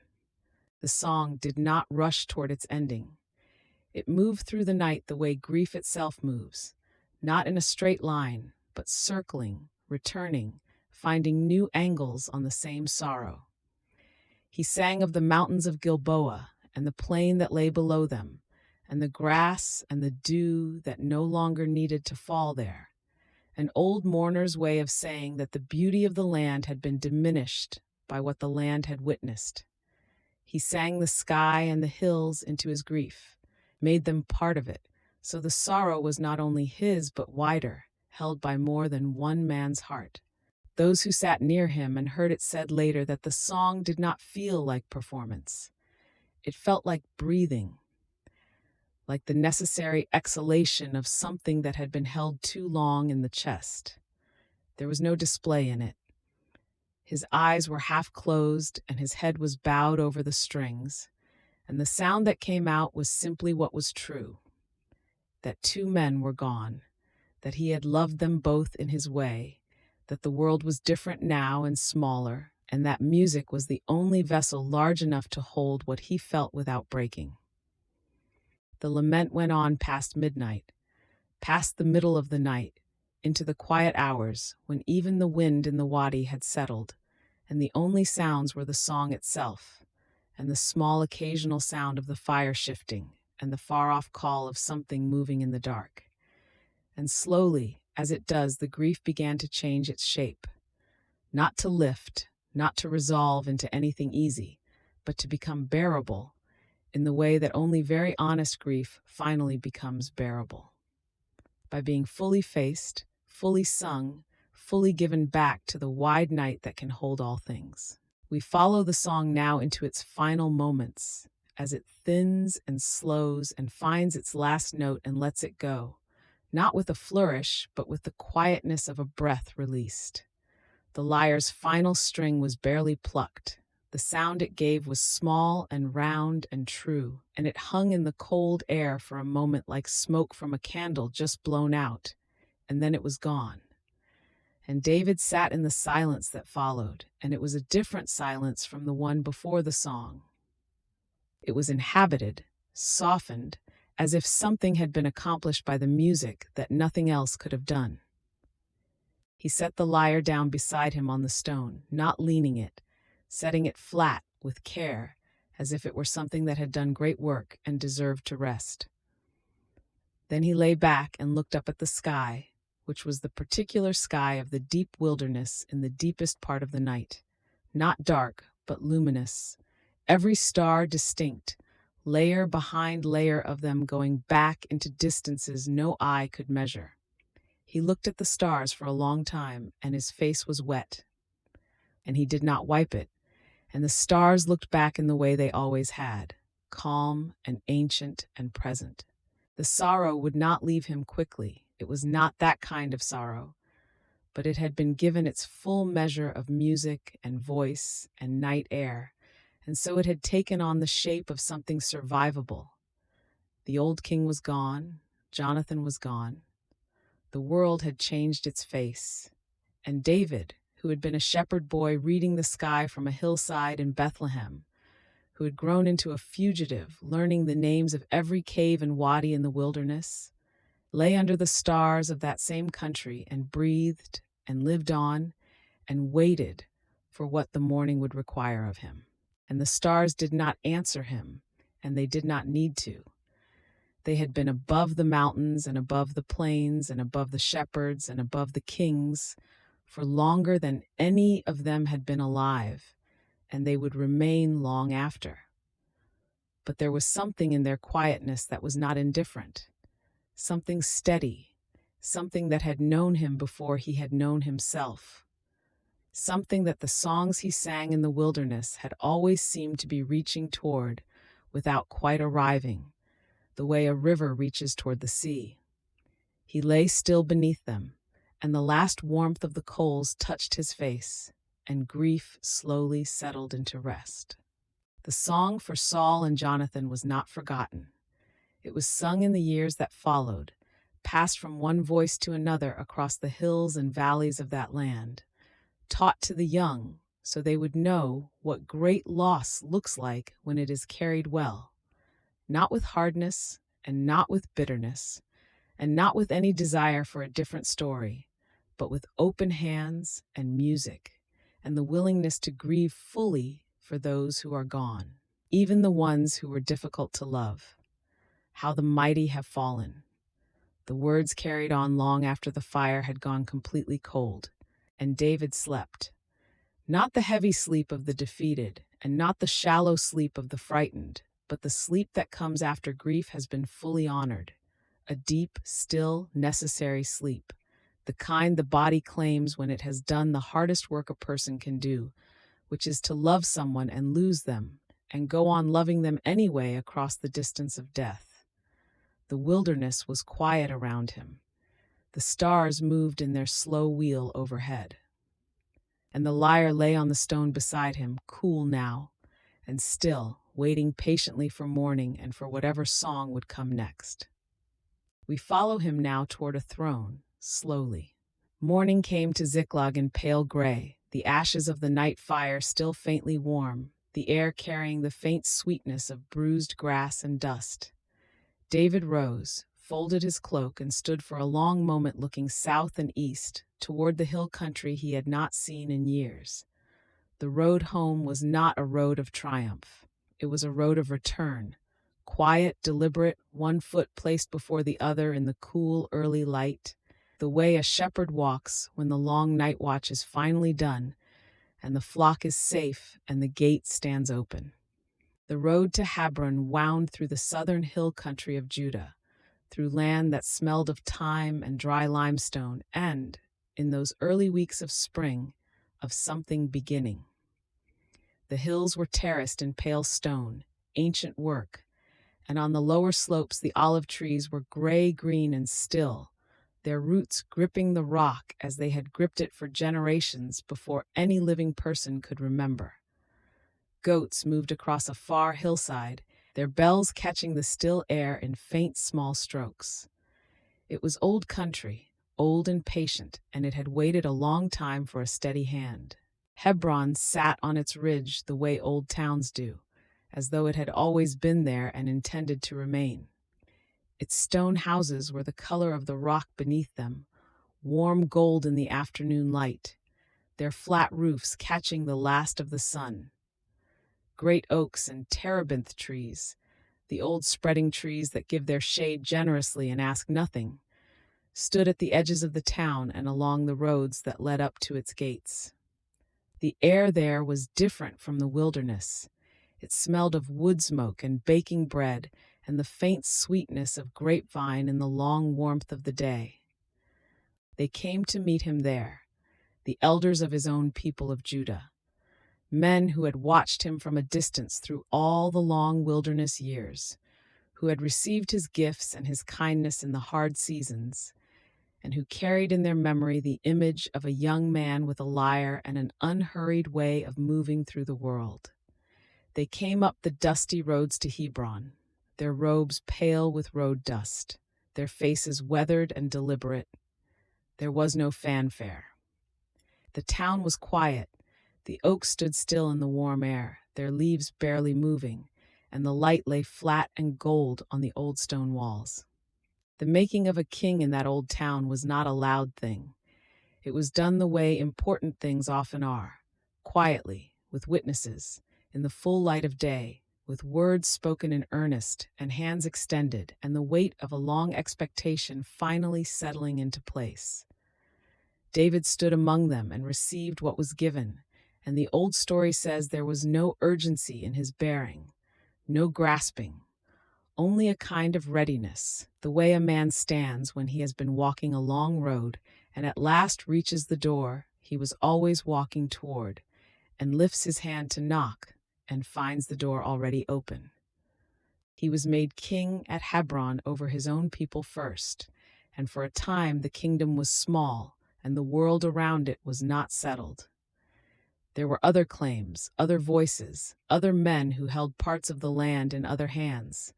And the story says those years were years of patience more than anything else. Patience and the slow work of trust building, the way a wall is built from gathered stones, each one laid carefully, each one bearing the weight of the one above. David remained at Hebron. He did not rush. The olive groves on the hillside were heavy with new growth, and the vineyards were putting out their first pale leaves. In Hebron, he had brought his household and his people, and life continued with the rhythms that life insists upon, even in the middle of large events. Bread to be baked, water to be drawn from the cistern in the cool of the morning, children playing in the dust of the courtyard, goats tethered in the shade of the wall. The town smelled of the things it had always smelled of: old stone warming in the sun, the green and bitter scent of pressed olive, the dry, dusty sweetness of grain stored in clay jars. And in the evenings, sometimes David would take the little harp and sit near the doorway of his house and play softly, for no one in particular, or perhaps for everyone. The songs he sang in those years were many-colored things, some full of longing, some of gratitude, some of a wide and reaching wonder at the sky above the hills and the small, specific grace of water in a dry land. The old story says the hills seemed to listen when he sang, that the sound of his harp in the evening air was something that moved through Hebron like a quieting breath, and people would pause in their work without quite knowing why and stand for a moment very still, hearing something they could not name. He had always been a singer. Even as a king, even in the old stone town on the ridge, he was still, at his center, a singer.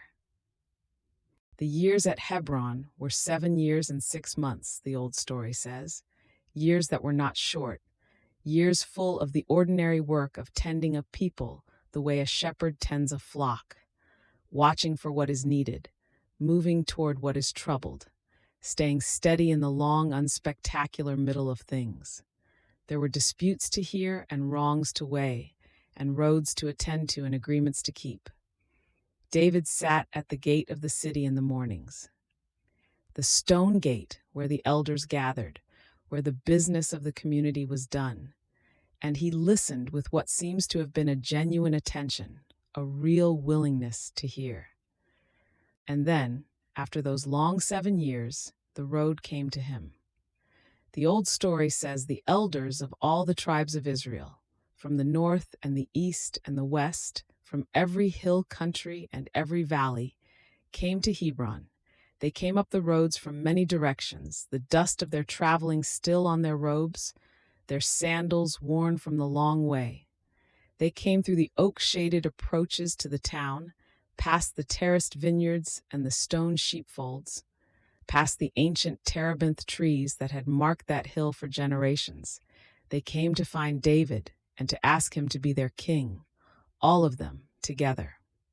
It was, the story tells, a quiet gathering, not a sudden thing, not a storm rush of events, but a slow, deliberate coming together of people who had seen enough division and enough sorrow and who wanted now to be one people again under one steady hand.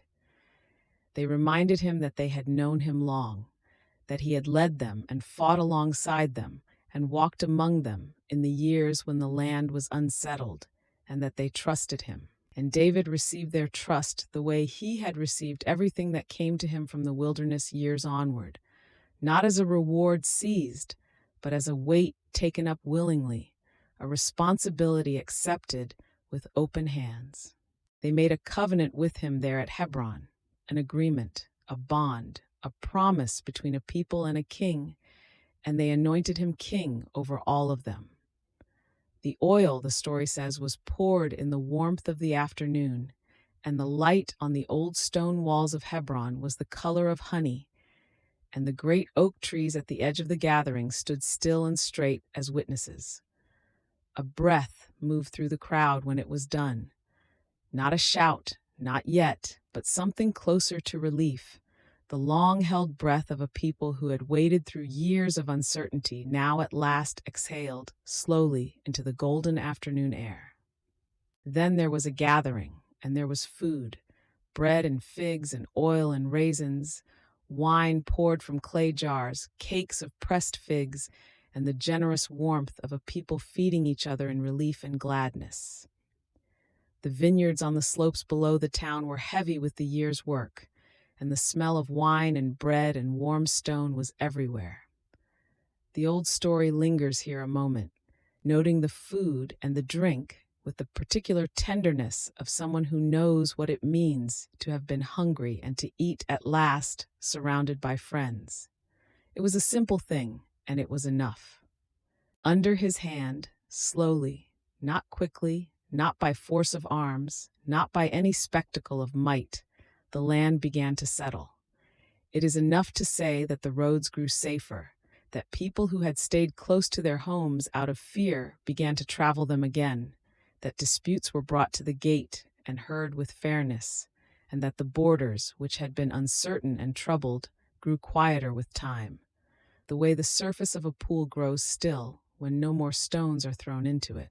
No battles need be recounted here. The peace that came was of the slow, undramatic kind, the most durable kind, and it touched the land the way morning light touches it, gradually, everywhere at once. He kept the quiet of the hills in him through all of it. That is the thing the old story seems most to want to say about him in these years. Not that he was mighty, though the story grants him that, but that he remained underneath all his kingship, the boy who had learned to be still on the hillsides of Bethlehem, who had kept long watch in the dark, who had known how to wait. A king who had once been a shepherd carries something different in his bearing than a king who was born to a palace.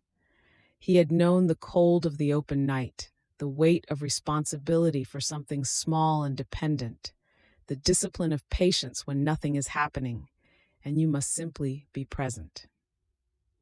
The olive groves on the slopes below Hebron were ancient things, trees that had been planted by hands long gone, whose roots went deeper than anyone could measure, whose oil had fed the lamps of the hill country through more generations than anyone could count. David walked among them sometimes in the evenings, when the day's work at the gate was done and the town was settling into its own quiet. The leaves were silver underneath when the wind moved through them, and the light came low and warm through the branches and lay in patches on the dry ground, and the smell of the trees was green and cool and faintly bitter. and it was peace. In those evening walks among the trees, he was, perhaps, closest to himself, closest to the boy who had walked other hillsides with other trees, watching other skies, listening to his flocks settle into rest. The lyre was not always with him on those walks. Sometimes he carried the songs only in his mind, the way a person carries a tune they heard long ago and cannot stop hearing, soft and persistent, threaded through everything. The old story says he was a man whose whole life was a kind of singing, even in silence, even in the administrative weight of kingship, even in the long, ordinary evenings of Hebron. There was music moving through him that he could not fully put down. Hebron itself grew comfortable with him. The stone houses caught the morning light in warm gold squares, and the smoke of cook fires rose straight in the still air of early days, and children knew his face at the gate and were not afraid of it. The great old oaks at the edge of the town spread their shade generously across the road, the way they had for 100 years before him, and would for 100 after. And under them the air was cool even in the full heat of the day, cool and still and smelling of dry bark and deep root and old slow growth. He had found in this old town something like a resting place. Not the last resting place, not yet, but a true one. The lyre was with him in the evenings more often than not, that small worn instrument he had carried since the Hills of Bethlehem, its wood darkened now with years of handling, its strings replaced and replaced again, its voice as familiar to him as his own breath. He would sit in the doorway of his house in Hebron when the day had cooled, and the town around him would grow quiet one sound at a time.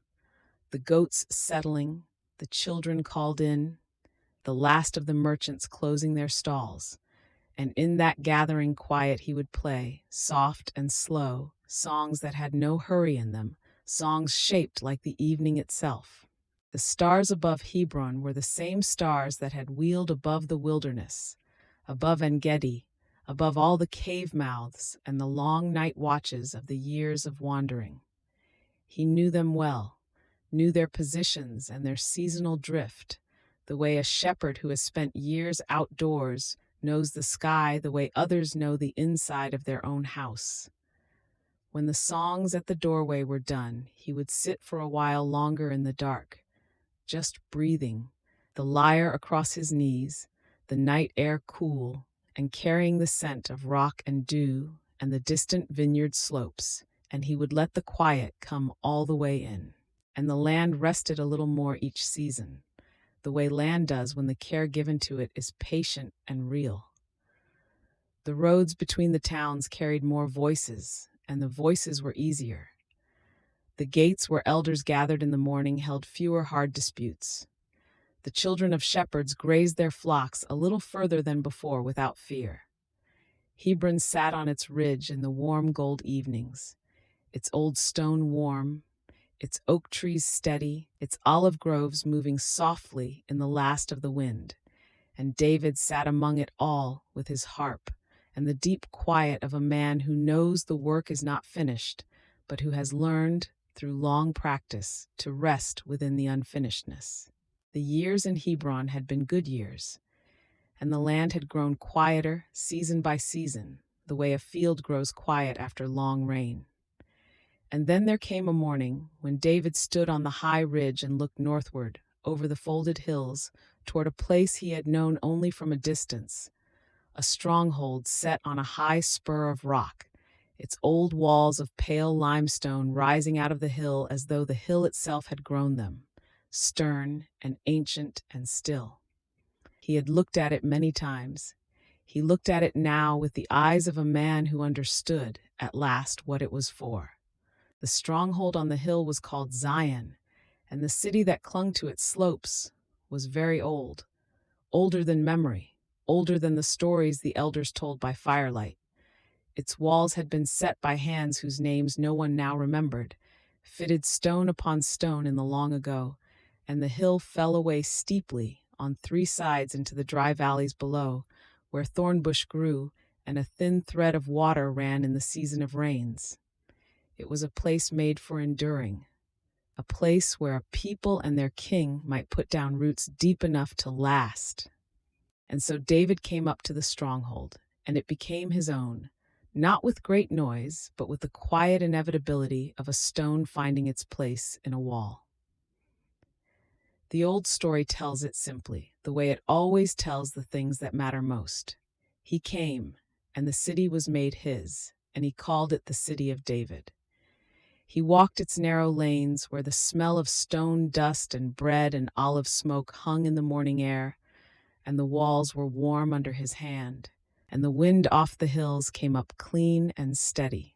He set his house on the highest part of the hill, and the city began to grow around him, slowly, the way a city truly grows.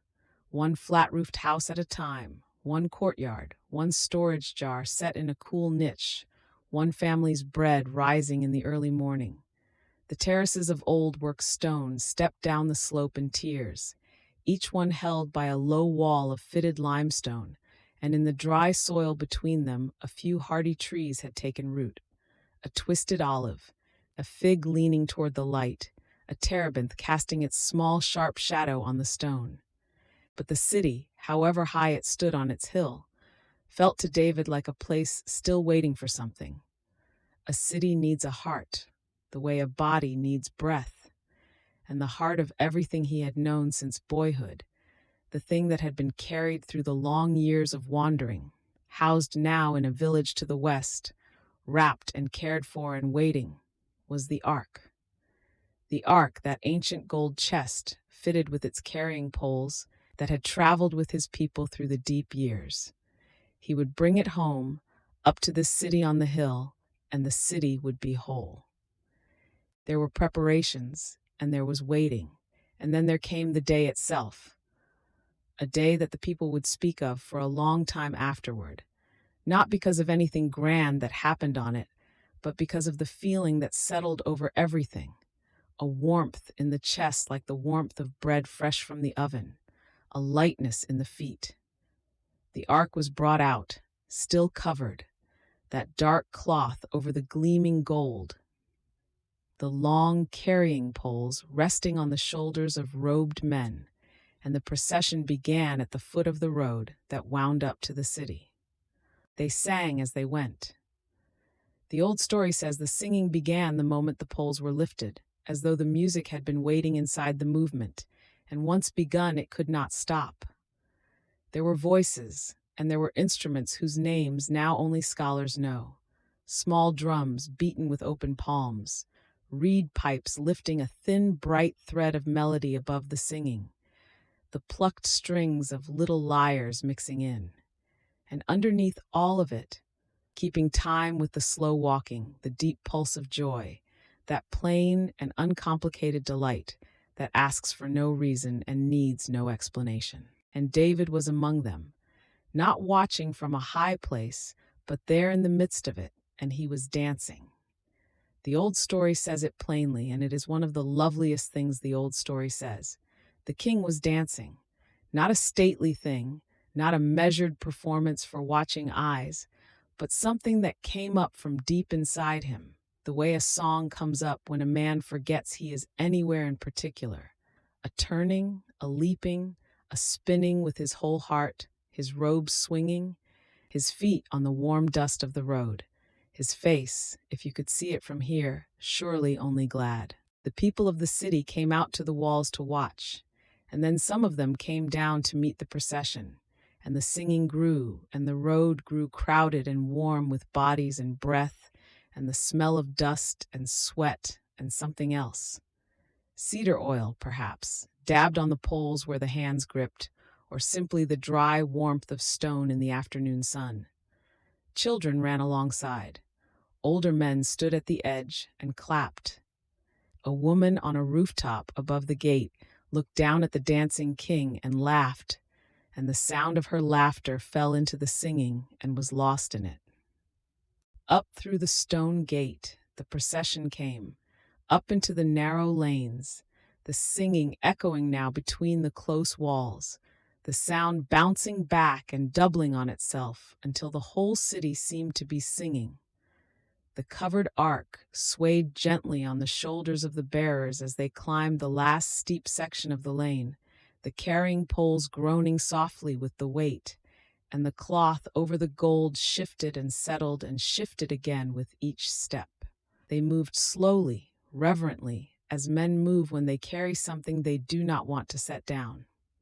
David had prepared a place for the ark, not a great house of cedar and stone, not the grand building that a king might dream of, for he knew in the deep quiet of himself that the great house, if it was to come, would be for hands other than his own to build.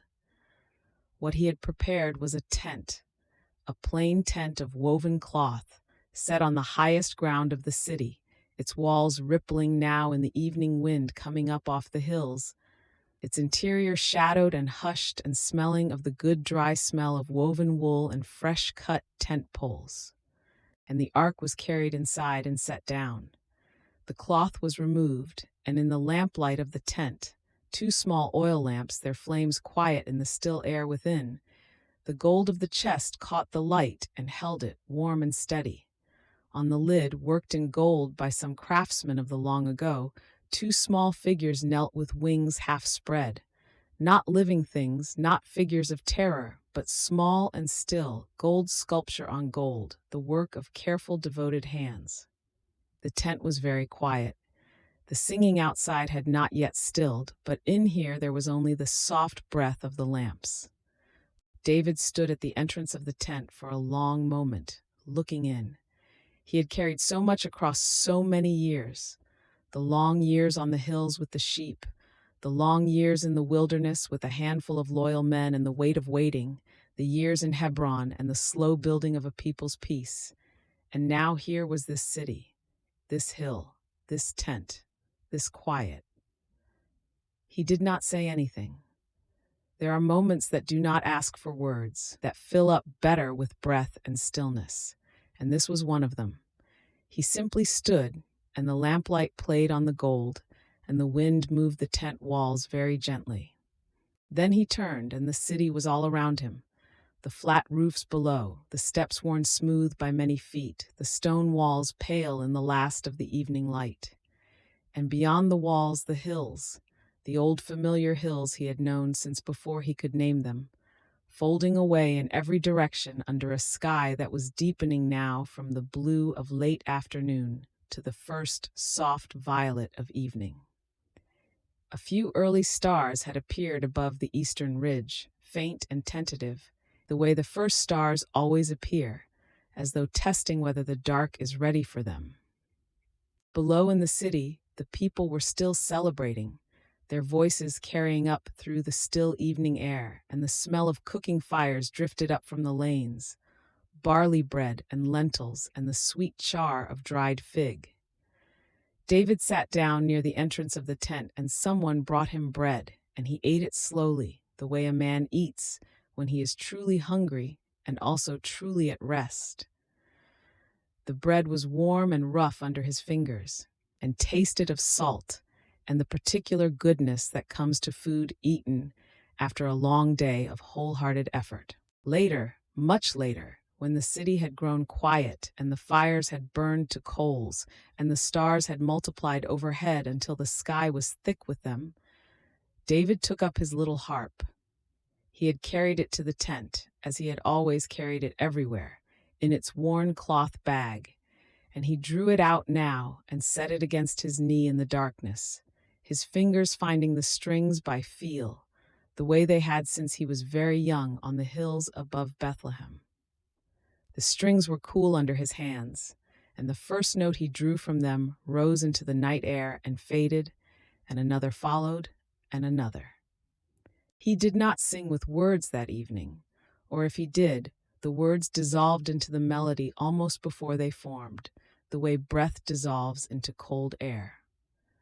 What came from the little harp was something older and quieter than words.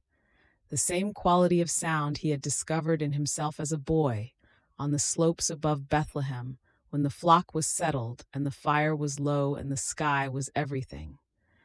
A song that asked for nothing and gave everything. The city of Jerusalem lay around him and below him, stone and shadow, and the occasional soft sound of a sleeping child or a restless animal, and the song rose over all of it. It is one of the things the shared story holds most tenderly, that this king, with his city finally found, and the ark at last resting in its place, sat on the high hill in the dark and played a song to the night. Not a victory song, not a proclamation, not a statement of power, only a song. The same man who had played to calm the troubled king all those years ago in the lamplit hall, who had played in the caves while the rain fell outside and the fire burned low, who had played for the flock when the flock was all the audience he had, he was still that man, still playing that same essential song, only now the city listened. Inside the tent, the two small oil lamps still burned, their flames steady now that the evening breeze had finally stilled. The light they threw was very small, just enough to keep the darkness back, just enough to make the gold of the chest glow softly in its corner of shadow.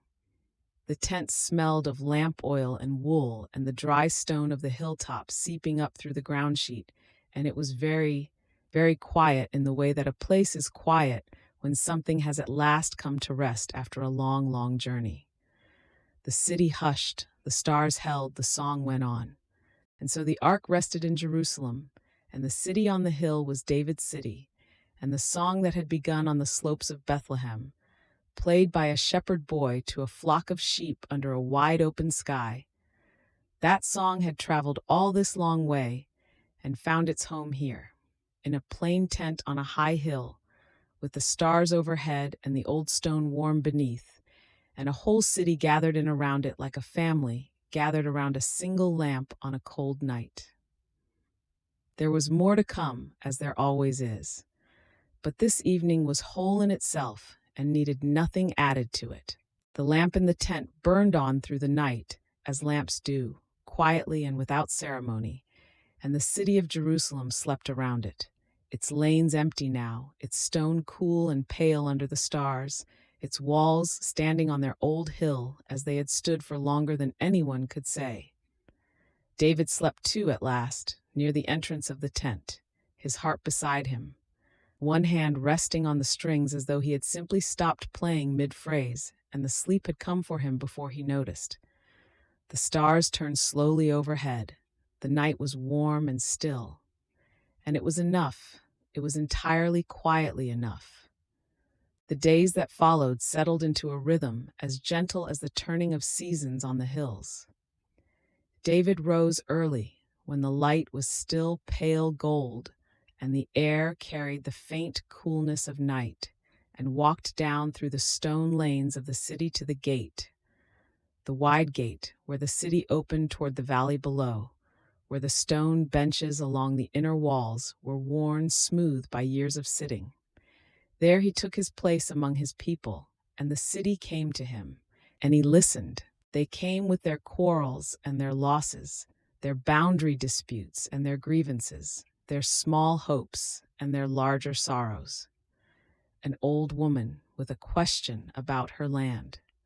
Two brothers with a disagreement that had lasted longer than they could remember. A shepherd whose flock had strayed into another man's field. David heard them all with the same unhurried patience he had once given to his sheep on the hills. That quality of stillness he had learned in long solitary hours under an open sky where nothing could be rushed and everything eventually resolved itself. The city itself, that old hill city he had brought under one roof and named and settled and loved, had grown quieter and more beautiful with the passing years. Its flat rooftops caught the morning light and held it. Its stone walls, fitted close without mortar in the old way, breathed a cool, damp smell of rock and lichen in the early hours. Children played near the cisterns at the edge of the lane. Women spread grain to dry on the warm, pale stones. The smell of bread baking drifted up through the courtyard walls, all through the middle of the day. The land beyond the city's walls had grown quiet too. The old contests at the borders had stilled. The roads between the towns were traveled more freely now, merchants with their laden donkeys, shepherds moving their flocks between the hill pastures and the valley floor, pilgrims carrying dried figs and oil in clay jars. There was not abundance everywhere, and not every grief had left the land, but there was a steadiness to things, a settled quality, like a fire that has burned down to its cleanest coals, no flame but good and lasting warmth. We follow him now into the quieter hours of his days, the hours after the gate, after the councils and the decisions and the careful work of governance, when the afternoon cooled and the city drew inward into shade. It is said that in those hours David would sometimes walk alone on the rooftop of his house, looking out over the city and over the hills beyond, and something of the old shepherd would return to him, the boy who had stood on the terraced slopes of Bethlehem with only the sky and the flock for company, feeling the world go immense and still around him. On one such evening, the story remembers it as an evening of particular stillness, when the air above the city held a faint smell of thyme from the surrounding hills, and the light had turned to a low amber that made the stone walls glow as though they contained some warmth of their own. A quiet word came to David through Nathan the prophet, a man he trusted, a man whose counsel was always slow and careful and true. The word was gentle. It said, in the oldest understanding, that his name would not be forgotten, that his house would not be lost. It was not a pronouncement of triumph. It was more like a hand laid gently on a shoulder in the dark, a quiet assurance that what had been tended and loved and kept would not in the end be swept entirely away.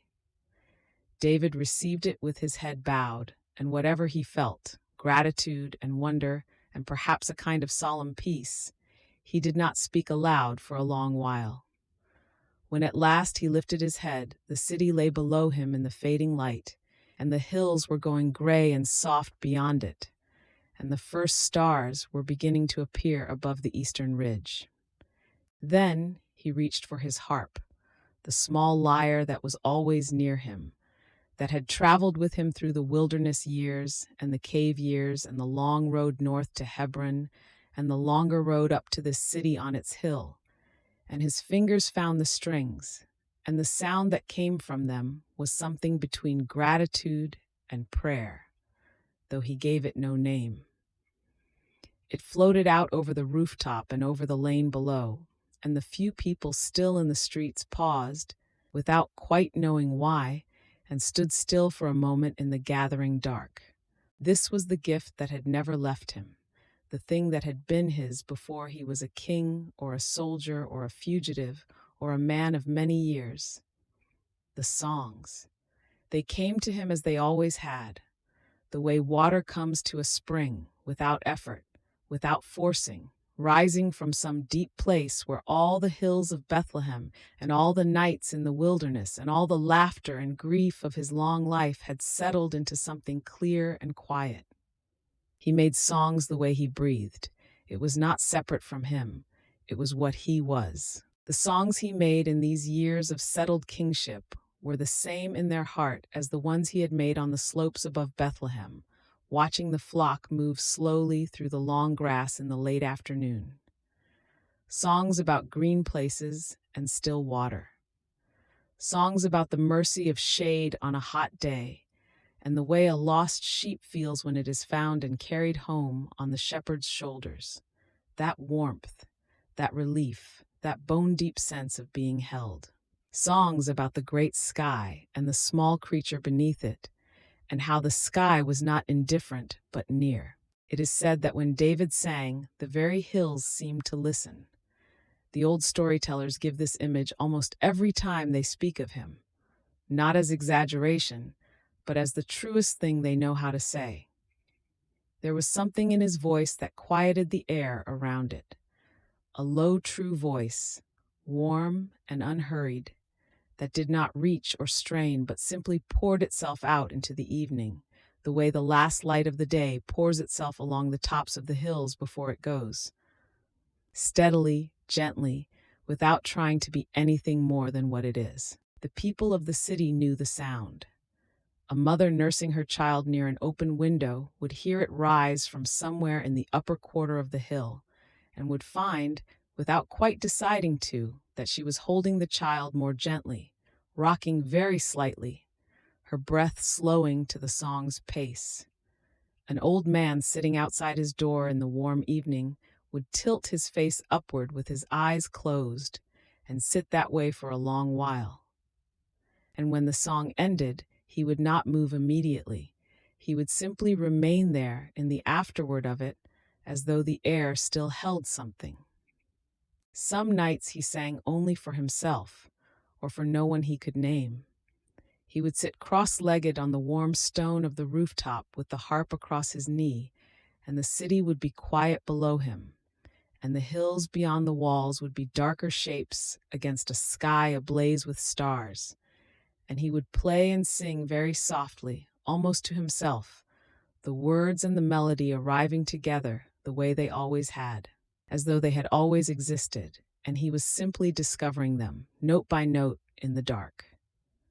The songs of this season of his life were many and various, some wide and full of the bigness of the sky, some intimate as a whisper, some carrying the long sorrow of the wilderness years, worn smooth now with time until the grief in them had become something almost beautiful, the way a stone worn by a river loses all its rough edges and becomes something you want to hold in your hand. There were songs of the morning and songs of deep night, songs of gratitude for ordinary things, bread and water and the smell of rain on dry ground. He never forgot the hills where it had begun. Sometimes in a song the slopes of Bethlehem appeared, the terraced fields, the stone sheepfolds at dusk, the smell of lanolin and warm earth, the sound of the flock settling for the night with its soft collective sighing. He would sing those hills into the evening air above the city, and they would be present again, as though time were not a straight road, but a wide room in which all the moments of a life could be visited simply by closing one's eyes and singing the right note in the right key at the right hour. He sang of shelter, and he knew what that word held, because he had gone without it, sleeping in caves while the wind came off the wilderness and the rock beneath him was cold and unyielding. He sang of being led through dark valleys and fearing nothing. And he knew what the dark valleys were because he had walked them, literally, with his staff in his hand and the stars too few to light the way, and had come through. His songs were not the songs of someone who had never suffered.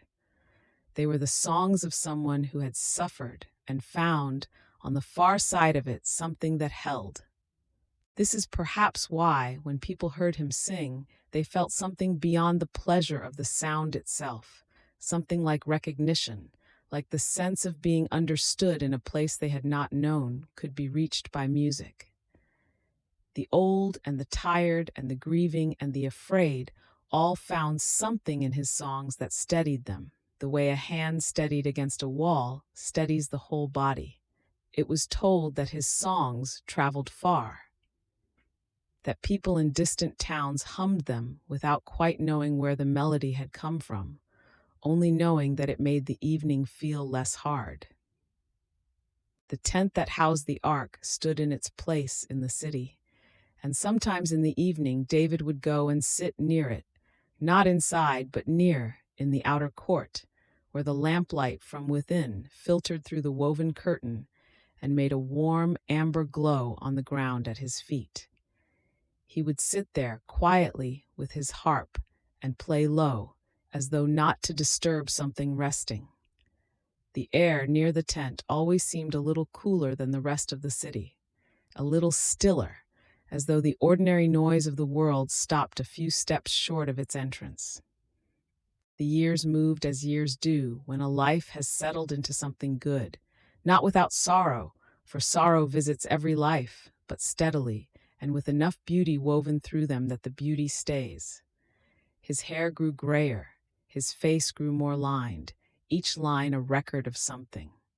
A winter in the wilderness, a crossing of the Jordan, a long night of grief, a morning of unexpected joy.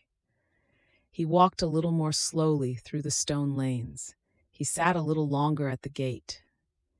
But he still rose early, and he still listened, and he still played at evening when the city grew quiet. It is a long thing to live a full life, to be the shepherd boy and the anointed one and the harpist and the fugitive and the king and the old man sitting by a low fire, all in one body, all in one name. David held all of it, held it the way his songs held their many notes, in one long sustained sound that was not always easy and not always sweet, but was always in some deep way true. He had carried his flock and been carried. He had led and been lost. He had been afraid and been gathered back, and he had made songs of all of it, every piece. On such an evening as this, an evening like all his evenings and unlike any other, he set the harp softly on the stone beside him and leaned back against the warm wall of his house and looked up at the stars, enormous and unhurried above the city. The night smelled of warm stone and the faint green dry scent of herbs from the hillside gardens. A lamp burned somewhere in the lane below, its small flame very still. The city breathed around him in the dark. His hands rested in his lap, lightly, the way they rested on the strings between notes, open and quiet and ready, as though the music had not ended but simply paused. There came, even to him, as into every long life, a season of sorrow, and a long grief followed after. The stories do not linger on it. They let it pass like a cloud moving across a wide hillside, casting its shadow and then moving on.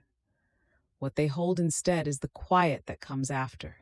The king older now, his hair touched with gray, the city around him still and familiar, and yet something changed in the air, the way autumn changes it without announcement, without a single dramatic moment. It is told that the king had a son whose name was Absalom, and that he loved this son with the particular tenderness that fathers sometimes feel for a child who has the brightness and the beauty and the quickness they once knew in themselves when the world was still wide open. Absalom had his father's eyes and something of his father's way of moving through a room with an ease that made everyone around him turn and look, not quite knowing why. The old story tells it simply and without embellishment, that in time the son's heart turned away. Not all at once, the way a stream does not change course in a single hour, but gradually, year by year, finding a different way through the stone. And then one day the turning was complete, and Absalom was gone from his father, gone in the deepest way a person can be gone, not far in distance, but far in the heart, where no road can follow. David waited. That is what the stories say, quietly and without drama, that the king waited, the way a father waits, which is a particular kind of waiting that fills the corners of rooms and the pauses between conversations and the last hour before sleep.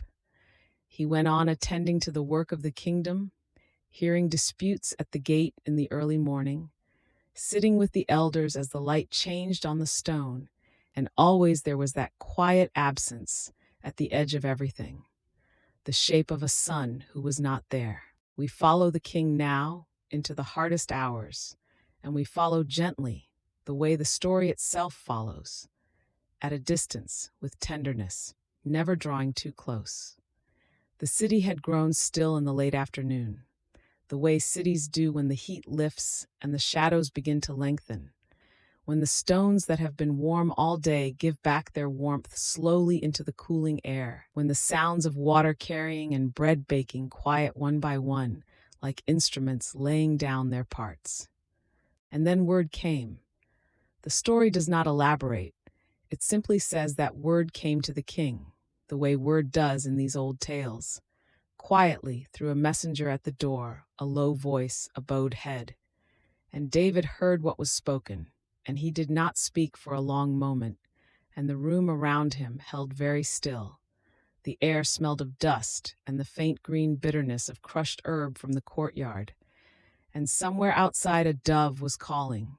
3 notes repeated, unhurried and indifferent to everything. He rose and he went up. The stories say this plainly, that the king rose and went up to the chamber over the gate, the small upper room that looked out over the city and the hills beyond. The stairs were worn smooth by years of feet, cool to the touch of a hand on the wall, and the chamber above was dim, the last of the daylight coming in at a narrow window in a single pale beam that lay quietly across the stone floor. He covered his face with his hands. The great king, the shepherd boy who had stood calm in a valley long ago with a smooth stone in his palm, the king who had danced before the ark and sung songs to the night sky, he sat in the little room above the gate and covered his face and wept. The sound was very quiet. The city below went on about its evening, unaware, the smell of cooking fires rising in threads of blue smoke through the cooling air. And the words he spoke were few. The stories have kept them all these long years because they are among the simplest and most human words a father can speak. He called his son's name softly, not loudly, not as a king, not with any weight of authority or anger or reproach. He called the name the way you call a name in the dark when you have already lost the one you are calling, when the calling is all that is left to you. Oh, my son Absalom, my son, my son. There is nothing to add to those words. The story does not add anything. The oldest griefs have the fewest words, and this one, a father weeping for a son who turned away, needs none of the elaborate language of courts or chronicles. It is the grief of every father who has ever sat alone in a small room and spoken a name into the dark and heard only the silence answer. The chamber was very still. The pale light on the floor had nearly gone. The city breathed on below him, patient as cities are. Dogs were barking somewhere far down the hill, and then they stopped. A child's voice called once and went quiet. The smell of the evening, warm stone cooling, bread smoke, the dry, dusty sweetness of threshed grain from somewhere out along the valley, came in through the narrow window and moved slowly through the little chamber, gentle and ordinary and utterly indifferent to the weight of what had happened here. He did not move for a long time. That is what the old story keeps, the stillness of him, the way a great sorrow pins a person to one place and holds them there until it is ready to release them. The light in the chamber had become the particular blue-gray of full dusk now, neither day nor night, and the stone floor was cold, and somewhere below a lamp was being lit, its small orange glow appearing at a doorway and then vanishing as the door swung closed. Grief, the story seems to say, does not announce its ending any more than it announces its beginning. It simply softens, the way the light softens, almost without your noticing. The king's hands lowered slowly from his face. His breathing settled. The city was fully in its evening now, and the first stars had appeared above the eastern hills. Very faint at first, then steadier, the way grief itself eventually steadies into something that can be carried, if not set down. He sat quietly in the chamber for a little while longer, above the gate, above the city, the night coming gently around him on all sides. Below, the gate was empty now, the stone bench at the entrance cool and vacant in the last of the light. A bat moved quickly and silently past the window, gone almost before it registered, a small dark flicker against the sky. The air had the clean, cool smell of high country night, faint with the resin of terebinth trees from the slopes below the walls. And then at last the old king rose. He rose slowly, the way old bones rise, with a care and deliberateness that is its own kind of dignity. He put one hand to the wall for a moment, the stone cool and solid and ancient under his palm, and then he straightened, and he stood, and he looked once more out the narrow window at the stars. They were fully out now, the whole wide sky of them, enormous and quiet over the city and the hills and the valleys falling away beyond. There are some sorrows that a person simply has to carry, and this was one of them. The old story does not soften that truth, but it does not dwell on it either. It holds it for a moment. A father, a son, a silence, a name spoken in the dark, and then it moves on, the way the night moves on, covering everything gently and equally, the city and the hills and the far valleys, the sleeping flocks and the cold springs, and the long stone roads leading out to the edge of things. He made his way down the worn stairs of the gate tower, one hand trailing the cool wall, and he came out into the evening air of the city he had built and loved and ruled for so many years. The lane was quiet. A lamp burned at a doorway further along, casting a small, warm circle on the stones. He walked slowly, not with the stride of a king reviewing his city, but with the slower, gentler walk of an old man who has been somewhere very hard and is finding his way back. Someone had left a lamp burning in his chamber, a small clay lamp on a low shelf, its flame very steady in the still air. The room smelled of olive oil and old wool, and the faint sweetness of cedar from the beams overhead. His harp was there, as it always was, leaning in its corner, the wood worn smooth and warm even in the coolness of the room. He sat for a long time without touching it, just letting the lamp burn and the stillness settle. After a while, he reached out and laid his hand on the lyre. Not to play it, not yet, but just to feel the familiar warmth of the wood, the slight give of the strings under his palm. It is an old remedy, older than any kingdom, the hand returning to its oldest comfort, the thing that has been there through every season of a long life, the instrument that had sung to the sheep on the hills of Bethlehem before anything else had begun, when the world was still simple and the nights were wide and full of stars. The flame of the lamp leaned once, very slightly, as if a breath of air had found its way through the cedar beams, and then it straightened and burned steady again. The city outside was fully quiet now. The grief did not leave. It would never entirely leave, but it settled, as deep things settle, finding its place in him alongside everything else he had carried. The hills, the songs, the friendship, the years of mercy chosen in the dark, the dancing before the ark, the long roads of his life. He did not sing that night. He simply sat with the grief and the lamp and the harp and the quiet, the old king in his stone room above the hushed city, the grief softening by degrees into the particular peace that sometimes follows the hardest weeping. Not happiness, not the absence of sorrow, but a stillness underneath it all, the way the ground is still beneath even the most restless of waters. And the night held him gently, the way it had always held him, since the first nights on the hills with the sheep. The nights passed, one after another, each a little quieter than the one before. The fire in the stone room burned lower by degrees, and the old king let it burn low without calling for more wood. He sat wrapped in a heavy cloak the color of undyed wool, its hem worn soft with years, and the little lyre rested against the wall within reach of his hand, as it had rested within reach of his hand for as long as anyone in the city could remember. He did not play it often now. The fingers that had once drawn music from it as easily as breathing moved more slowly, and sometimes they only rested against the strings without sounding them, feeling the faint hum that lived in the wood even in silence. But the nearness of the instrument was itself a kind of comfort, like the nearness of something loved for so long that its presence has become woven into the air of a room. Solomon came in the evenings now and sat near the fire. He was a young man with careful eyes and a stillness about him that his father recognized. Not the stillness of inaction, but the stillness of one who watches and listens before he speaks. The old king was glad of that stillness. He had known enough noise in his long life to know the worth of a man who could be quiet. On one of those evenings, the old king spoke quietly, without preamble, the way a man speaks when he has been turning words over in his heart for a long time, and has at last worn them down to what is essential.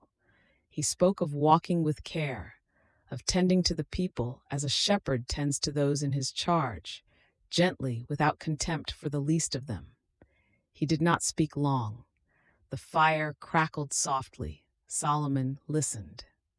There was a handing on in those quiet words, not of power, which passes easily enough, but of something harder to name, the knowledge of what it cost to govern a life well, what mercy required, what patience. The old king did not dress it in ceremony. He offered it the way he had always offered the deepest things, simply the way a shepherd might hand a younger man a staff at the end of a long day on the hills, without flourish, just the weight of it and the trust. When he had said what there was to say, the old king was quiet again, and the quiet was not empty. All the long years were present in it. The hills of Bethlehem in the early light, the dew on the grass and the sound of the flock moving in the gray-gold morning. The brook in the valley with its cool, smooth stones.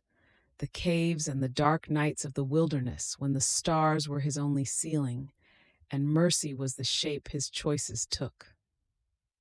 The dancing before the ark was present too, the sound of singing, the city walls warm with torchlight, the whole people moving together in something larger than any of them, and the songs that had risen out of him at every season of his life, songs of gratitude and songs of grief, songs in the caves when the limestone walls were cold, songs at the gate in the evening wind.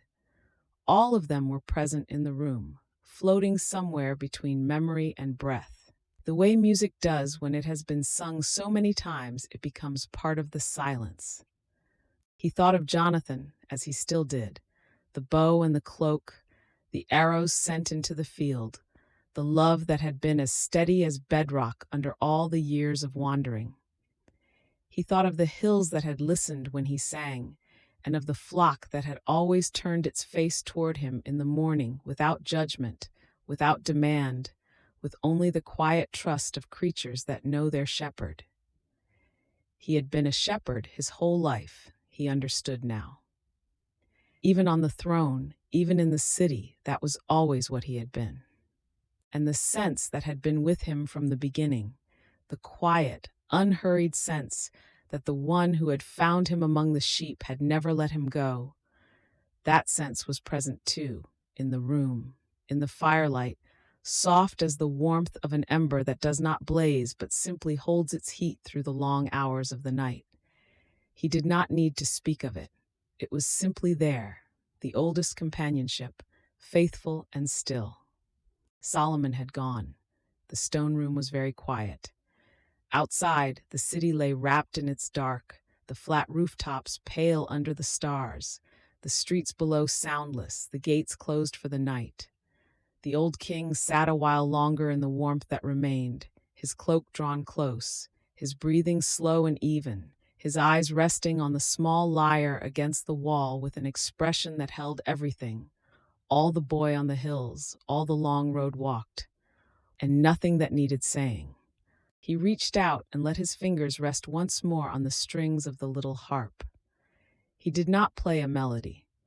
The touch was slower than that, a farewell of palms, a last feeling of the worn wood that had been his companion longer than any throne or city wall. The strings gave back the faintest breath of sound, more vibration than note, and then the room was quiet again, and he drew his hand gently back and set the harp down and rested. The long road is walked now to its end. The songs are all sung. The harp is set down and the evening is kind, and it is enough now to rest. The little lyre rests where he set it on the cold stone in the low lamplight. No hand will lift it tonight. The room holds the faint warmth of the fire and the fainter memory of music, the kind of music that does not end when the strings fall silent, but continues somehow in the walls, in the dark, in the breath of the sleeping city. Far off and long ago, the hills of Bethlehem are gold in the evening, and a sheepfold stands empty among the terraced slopes, its low stone wall pale and warm. The boy has gone in. The flock has gone in. The grass bends very gently in a breath of wind, and the hills are still, and the light lies easy and old across the stones, and everything is at rest. Above the quiet hills, above the quiet city, the stars come out one by one, very large and very bright, the way they come out over open country where there is no other light. They are the same stars that kept watch over the boy and his flock, the same stars that arched over the cave mouths in the wilderness, the same enormous quiet sky that has always been there, unhurried, unhurrying, wide enough to hold it all. In the tent on the hill, the ark rests in the dark, covered in its cloth, quiet on its carrying poles. The lamplight inside the tent is very low, just enough to touch the gold at the cloth's edge with a thread of amber. No sound, no movement, only the small flame holding its light in the dark, faithful as it has always been, patient as the night itself. In the quiet stone room, the oil lamp on the ledge burns very low.